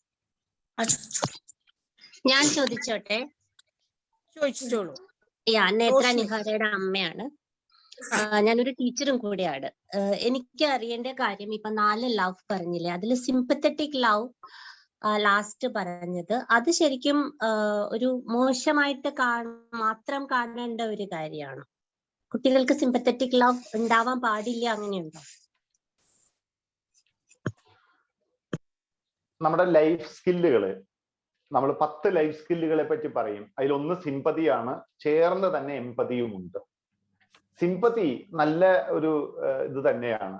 പക്ഷെ ഇതുകൊണ്ട് സംഭവിക്കുന്നത്, കൗമാരക്കാരെ സംബന്ധിച്ച് ഉണ്ടാകാൻ സാധ്യതയുള്ള ഒരു വീഴ്ചയാകാൻ സാധ്യതയുണ്ട് സിമ്പത്തറ്റിക് ലവ്. സിമ്പതി നല്ലതാണ്. നമ്മുടെ ലൈഫ് സ്കില്ലുകളിൽ സിമ്പതി വളരെ നല്ലത്. പക്ഷെ സിമ്പത്തറ്റിക് ലവ് എന്ന് പറയുന്നത് അവിടെയാണ് പ്രശ്നം. അത് കൗമാരക്കാലത്ത് ഉണ്ടാകുന്ന ഒരു അപകടമാണ്. കുട്ടികള് ഈ ഒരു സിമ്പതി കണ്ടുകൊണ്ട് സ്നേഹം വർദ്ധിക്കുക എന്നുള്ളത്. ഈ സ്നേഹത്തെ നമ്മൾ ഇന്നത്തെ കാലത്തെ കൗമാരക്കാർക്കിടയിലുള്ള പ്രേമം തന്നെയായിട്ട് ഇതിനെ കാണണം. അതുകൊണ്ടാണ് ലവ് എന്നുള്ള വാക്ക് തന്നെ ഉപയോഗിച്ചത്. പക്ഷെ സിമ്പതി എന്നുള്ള വാക്കുണ്ടല്ലോ, ഇറ്റ്സ് വെരി ഗുഡ്, ശരിക്കും വേണം. അത് നമ്മുടെ ലൈഫ് സ്കില്ലാണ്. അതുകൊണ്ട് സിമ്പതി അല്ല ഇവിടെ ഉദ്ദേശിച്ചത്, സിമ്പത്തറ്റിക് ലവ് ആണ്. കുട്ടികൾക്ക് പെട്ടെന്ന് അവരുടെ ഒരു ഒരു ഒരു ലവ്, ഒരു പ്രേമം, നമ്മൾ ഇന്ന് പ്രണയം എന്നൊക്കെ പറയില്ലേ, ഈ പ്രകർഷേണ നയമാണ് പ്രണയം. പ്രകർഷേണ നയം. അപ്പൊ ഒരു പ്രത്യേക നയം ഇത്തരം ആളുകളോട് വന്നു ചേരുമ്പോൾ 5 കാര്യങ്ങൾ കുട്ടികൾക്ക് അപ്പൊ സംഭവിക്കും. ഒന്ന്, അവരുടെ ശ്രദ്ധ നഷ്ടപ്പെടും. ഒരാളെ മാത്രം ചിന്തിച്ചിരിക്കുമ്പോൾ സ്വാഭാവികമായിട്ട് അവരുടെ പഠനം നഷ്ടപ്പെടും. 3, അവരുടെ കഴിവ്, ഊർജം, വ്യക്തിത്വം. ഈ 5 കാര്യങ്ങള് വളരെ പെട്ടെന്ന് ഇല്ലാതാകാൻ സാധ്യതയുണ്ട് ഈ കൗമാരക്കാലത്ത്. അതുകൊണ്ട് സിമ്പത്തറ്റിക് ലവ് എന്നുള്ളത് ഈ കൗമാരക്കാലത്ത് ഉണ്ടാകാൻ സാധ്യതയുള്ള ഒരു അപകടമാണ്. സിമ്പത്തി അല്ല പറഞ്ഞത്, സിമ്പത്തറ്റിക് ലവ് ആണ്. സിമ്പത്തറ്റിക് ലവിലൂടെ പെട്ടെന്ന് ശ്രദ്ധ ഒരാളിൽ മാത്രമാവും. അതുകൊണ്ടാണ് ഈ പ്രണയം എന്നുള്ള വാക്കിന്റെ അർത്ഥം നമുക്ക് മനസ്സിലാവും. പ്രണയമാണ്, പ്രകർഷേണ നയം. പ്രത്യേകമായി നയം ഒരാളിൽ ഉണ്ടാകുന്നതെന്തോ അതിന്റെ പേരാ പ്രണയം. പ്രണയം എന്ന് പറഞ്ഞാൽ പ്രേമം എന്നല്ല അർത്ഥം, രണ്ടും രണ്ടാണ്. പ്രേമം സാക്രിഫൈസ് ആണ്. പക്ഷെ ആ സാക്രിഫൈസിന്റെ അടിസ്ഥാനത്തിലല്ല ഇന്നത്തെ, അതിന്റെ വാക്ക് വേറെയാ. പക്ഷെ പ്രണയം എന്നുള്ളത് ഉണ്ടാകാൻ സാധ്യത വരുന്നു. ആ സാധ്യതയാണ് സിമ്പത്തറ്റിക് ലവ് എന്നുള്ളത് കൊണ്ട് ഉദ്ദേശിച്ചത്. സിമ്പത്തി എന്നുള്ള ലൈഫ് സ്കില്ലിനെ കുറിച്ചല്ല പറഞ്ഞത്. സിമ്പത്തറ്റിക് ലവ് എന്നുള്ള ഒരു അപകടം വരാൻ സാധ്യതയുണ്ട് എന്നാണ് പറഞ്ഞത്. നമസ്തേ. വളരെ നല്ലൊരു ക്വസ്റ്റ്യൻ ആയിരുന്നു നിഹാരികയുടെ അമ്മ ചോദിച്ചത്. ഇനി നമ്മുടെ മക്കൾക്കാർക്കെങ്കിലും എന്തെങ്കിലും അങ്കിൾ, അത് 8th and above കുട്ടികളെ പെട്ടെന്ന്, അങ്കിളിന് തിരക്കുള്ള ആളാണ്, പരിചയപ്പെടുത്തി ചോദിച്ചു. നമസ്തേ അങ്കിൾ, എന്റെ പേര് റോഷ്നി. ഞാനിപ്പോ 10ാം ക്ലാസ്സിൽ പഠിക്കുന്നു. അപ്പോ ഈ കൗമാരക്കാർക്ക് പെട്ടെന്ന് അച്ഛനമ്മമാര് വഴക്ക് പറയുമ്പോ വല്ലതും പെട്ടെന്നൊരു ദേഷ്യം തോന്നാറില്ലേ? അതായത് തറതല പറയാനുള്ള ഒരു എന്താ പറയാ, അതുപോലെ തന്നെ എന്തെങ്കിലും നമ്മൾ ആഗ്രഹിക്കുന്ന നടക്കാതെ വരുമ്പോൾ ഭയങ്കരമായിട്ട് ഡിപ്രസ്ഡ് ആവുക, അല്ലെങ്കിൽ നിരാശ തോന്നുക. അപ്പൊ അതൊക്കെ കൺട്രോൾ ചെയ്യാനായിട്ട് എന്തെങ്കിലും? ശരി, ഇപ്പൊ ഈ പറഞ്ഞത് കൗമാരക്കാരുടെ മാത്രം പ്രശ്നമല്ല. ഉള്ളിലൊരു ആഗ്രഹം വന്നാൽ പെട്ടെന്ന് നടക്കണം എന്നുള്ള ഒരു ചിന്ത വരും, സ്വാഭാവികമാണ്. ഭഗവത്ഗീതയിൽ നമ്മൾ കേട്ടിട്ടില്ലേ, നമുക്ക് പെട്ടെന്ന് ഒരാഗ്രഹം വന്നു, അത് നടന്നില്ലെങ്കിൽ ഇന്നതുണ്ടാവും. അപ്പൊ കൃഷ്ണൻ പറയുന്നുണ്ട്, ക്രോധാൽ ഭവതി സമ്മോഹ, സമ്മോഹാൽ സ്മൃതി വിഭ്രമ, സ്മൃതി ഭ്രംശാൽ ബുദ്ധിനാശോ, ബുദ്ധിനാശാൽ പ്രണശ്യതി. കൃഷ്ണൻ പറയുന്നുണ്ട്, ഓരോ സ്റ്റെപ്പ് ടു സ്റ്റെപ്പാ പറയുന്നത്. ഒരു കാര്യം ആഗ്രഹിച്ചു, അത് നടന്നില്ലെങ്കിൽ അപ്പൊ ദേഷ്യം വന്നു. ക്രോധാൽ ഭവതി സമ്മോഹ, ഒരു മോഹത്തിൽ നിന്ന് ആ മോഹം നടന്നില്ലെങ്കിൽ അപ്പൊ ക്രോധം വരും. സമ്മോഹാൽ സ്മൃതി വിഭ്രമ, അങ്ങനെ ദേഷ്യമൊക്കെ വന്ന് എന്ത് പറ്റും? സ്മൃതി ഓർമ്മ പോവും. ഓർമ്മ പോകുമ്പോ മുന്നിലുള്ളത് അമ്മയാണോ, അച്ഛനാണോ, ഏട്ടനാണോ, അനുജനാണോ, ഇതൊന്നും മനസ്സിലാവില്ല. അതുകൊണ്ട് സ്മൃതി വിഭ്രമ, സ്മൃതി ഭ്രംശാദ ബുദ്ധിനാശോ. സ്മൃതി പോയ ബുദ്ധി പോവും. ബുദ്ധി പോയി കഴിഞ്ഞാൽ പിന്നെ മുന്നിൽ ആരായാലും പ്രശ്നമല്ല, ബുദ്ധിനാശാൽ പ്രണശ്യതി. അപ്പൊ എന്തും പറയും. അപ്പൊ ഒരു കാര്യം നമുക്ക് ചെയ്യാൻ പറ്റണത്, അപ്പൊ ആഗ്രഹിക്കാതിരിക്കുക എന്ന് പറയാൻ ഒരിക്കലും സാധ്യമല്ല. കാരണം കാണുന്ന ഓരോന്നിലോടും ആഗ്രഹം തോന്നുക എന്നുള്ളത് സഹജ സ്വഭാവമാണ്. അപ്പോഴും പ്രശ്നമില്ല. അപ്പൊ നമുക്ക് ചെയ്യാൻ പറ്റുന്നത് ഈ സമയത്താണ് നമ്മൾ ഏറ്റവും അധികം ഇതിനോട് ഒരു ചെറിയ പ്രായത്തിൽ ചെയ്യാൻ പറ്റിയ നല്ലത്. ഇല്ലെങ്കിൽ നമ്മൾ ചെയ്യേണ്ടത് ഈ സമയത്ത് ഏറ്റവും കൂടുതൽ ഈ ഞാനിപ്പോ നിങ്ങളോട് ആധ്യാത്മികത എന്ന് പറഞ്ഞാൽ നിങ്ങൾക്ക് അതിനെ എങ്ങനെ എടുക്കും എന്ന് എനിക്കറിയില്ല. പക്ഷെ നിങ്ങൾ ചെയ്യേണ്ട ഒരു കാര്യം, എല്ലാ ദിവസവും രാമായണത്തിൽ ഹനുമാൻ പഠിപ്പിക്കുന്ന ഒരു കാര്യമുണ്ട്. ഈ ഹനുമാൻ ഓരോ സ്ഥലത്തും രാജകൊട്ടാരങ്ങളിലൊക്കെ കയറി ഇറങ്ങി ഹനുമാൻ അറിയാത്തത് കുറെ കാര്യങ്ങൾ കണ്ടപ്പോ ഹനുമാനെ തന്നെ വിലയിരുത്തുന്നുണ്ട്. അതെങ്ങനെയാണെന്ന് വെച്ചാൽ, എല്ലാ ദിവസവും കിടക്കുന്നതിന് മുൻപ് നമ്മൾ കിടക്കയില് കാല് വെക്കുന്ന ഒരു സ്ഥലമുണ്ടല്ലോ, അല്ലെങ്കിൽ ആ കിടക്കയുടെ മധ്യഭാഗത്ത് ഇരിക്കണം. ഇതൊരു 7ാം ക്ലാസ് ഒക്കെ കഴിഞ്ഞ് എല്ലാ കുട്ടികളും ചെയ്യണം. കണ്ണടച്ച് ആ കിടക്കയിൽ അങ്ങനെ ഇരിക്കുക, ചമ്രമടിഞ്ഞിരിക്കുക, നട്ടെല്ല് നിവർത്തിയിരിക്കുക, കണ്ണുകൾ അടച്ചിട്ട് അന്ന് രാവിലെ ഉണർന്നത് മുതൽ വൈകുന്നേരം വരെ, അതായത് നമ്മളിപ്പോ ആ കിടക്കയിൽ ഇരിക്കുന്നത് വരെയുള്ള കാര്യങ്ങളെല്ലാം നമ്മൾ കണ്ണടച്ച് സിനിമ കാണുന്നത് പോലെ കാണാം. ഏതുപോലെ കണ്ണടച്ചിരുന്ന് ഞാൻ രാവിലെ എഴുന്നേറ്റു, ഞാൻ നേരെ പല്ല് തേക്കാൻ ചെന്നു, എൻ്റെ പ്രാഥമിക കാര്യങ്ങൾ കഴിഞ്ഞു. അങ്ങനെ ചെയ്യുന്ന ഓരോ കാര്യങ്ങളും ചെയ്ത് ഞാൻ സ്കൂളിൽ പോയി, ഇന്ന കാര്യം ഉണ്ടായി, അമ്മയോട് വഴക്കടിച്ചു, അച്ഛനോട് വഴക്കടിച്ചു, എനിക്ക് അങ്ങനെ വന്നു, കൂട്ടുകാരോടൊപ്പം ഞാൻ ഐസ്ക്രീം കഴിച്ചു, ഇങ്ങനെ കുറെ കാര്യങ്ങൾ നമ്മൾ ചെയ്തു. ഇതെല്ലാം ചെയ്ത് നമ്മളിപ്പോ ഇവിടെ ഇരിക്കണം. അപ്പൊ സമയം ഒരു 10 മിനിറ്റോ 15 മിനിറ്റോ കഴിയും. ഇതിൽ നമ്മൾ വിലയിരുത്തുക, നമുക്കറിയാലോ ഇതിൽ എന്തൊക്കെ ഗുണം, എന്തൊക്കെ ദോഷം, എന്തൊക്കെ നല്ലത് ചെയ്തു, എന്തൊക്കെ മോശം ചെയ്തു. എനിക്ക് മനസ്സിലാവും ഞാൻ ഇന്ന് വെറുതെ ആവശ്യമില്ലാതെ ദേഷ്യപ്പെട്ടു, പക്ഷെ ഒന്ന് കൺട്രോൾ ചെയ്തെങ്കിൽ എനിക്ക് പറ്റുമായിരുന്നു, കുഴപ്പമില്ല. അങ്ങനെ ഞാൻ നോക്കിയപ്പോ എനിക്ക് 100ൽ 50 മാർക്ക് കിട്ടു. 50 കാര്യങ്ങൾ ഞാൻ നല്ലത് ചെയ്തു, 50 കാര്യം എനിക്ക് അത്ര സുഖമില്ല. ഞാനൊരു തീരുമാനം എടുക്കുകയാണ് അവിടെ ഇരുന്നിട്ട്, ഞാൻ ഇനി ഈ 50 കാര്യങ്ങളും ചെയ്യില്ല. പക്ഷെ പിറ്റേ ദിവസം ഞാൻ വീണ്ടും 50 കാര്യങ്ങൾ ചെയ്യില്ല എന്ന് വിചാരിച്ചെങ്കിൽ 49 കാര്യം ചെയ്തു. പക്ഷെ ഒരു ഗുണം ഉണ്ടായി, ഒരു കാര്യം ചെയ്യാതിരുന്നു. പിന്നത്തെ ദിവസം വീണ്ടും ചെയ്തു. ഇങ്ങനെ തുടർച്ചയായി ജീവിതത്തിൽ ഏതാണ്ട് നമ്മുടെ മരണം വരെ എല്ലാ ദിവസവും നമ്മൾ ചെയ്ത പ്രവർത്തികളെ നമ്മൾ വിലയിരുത്തി, ആ വിലയിരുത്തുന്ന പ്രവൃത്തിയെ ഞാൻ തന്നെ എന്നെ സഹായിക്കാനുള്ളൂ, വേറൊരാൾക്കും എന്നെ സഹായിക്കാൻ പറ്റില്ല. ഞാൻ തീരുമാനിച്ചാൽ ഞാൻ എന്തു ആവും. അതുകൊണ്ട് എനിക്കറിയാം എന്നെ നന്നായിട്ട്. അതുകൊണ്ട് ഞാൻ എന്ത് ചെയ്യും, ഞാൻ ഓരോ ദിവസവും രാത്രി കിടക്കുന്നതിന് മുമ്പ് ഒരു പ്രതിജ്ഞ ചെയ്യും, ഞാൻ ഇനി അത് ചെയ്യില്ല. പക്ഷെ നമ്മൾ വീണ്ടും ചെയ്യും. ചിലപ്പോൾ നമ്മുടെ സഹജമായ സ്വഭാവം കൊണ്ട് വീണ്ടും ചെയ്യാം. പക്ഷെ തുടർച്ചയായി ദിവസങ്ങളോളം, മാസങ്ങളോളം, ചിലപ്പോൾ വർഷങ്ങളോളം നമ്മൾ ഇങ്ങനെ തുടർച്ചയായി ഒരു കാര്യം ചെയ്യില്ല എന്ന് തീരുമാനിച്ചാൽ പതുക്കെ നമ്മൾ അതിൽ നിന്ന് മാറും. അപ്പൊ നമുക്ക് ഇതിൽ നിന്നൊക്കെ രക്ഷപ്പെടാനുള്ള ഒരു വഴി തുടർച്ചയായി നമ്മൾ തന്നെ പരിശീലിപ്പിക്കുക. കൃഷ്ണൻ പറഞ്ഞിട്ടില്ലേ, ഉദ്ധരേത് ആത്മാനം അവസാധയത്. നമുക്ക് നമ്മളെ ഉയർത്താൻ നമ്മളെ കൊണ്ട് തന്നെ പറ്റുള്ളൂ. നമ്മൾ ഒരിക്കലും നമ്മളെ കൊണ്ട് നമ്മളെ ഇകഴ്ത്തരുത്, താഴ്ത്തി കളയരുത്. അതുകൊണ്ട് നമുക്ക് ഓരോ ദിവസവും ഇത് ചെയ്യാം. 2, കുറെ അധികം നാമം ജപിക്കുക. അതാണ് അടുത്ത വഴി.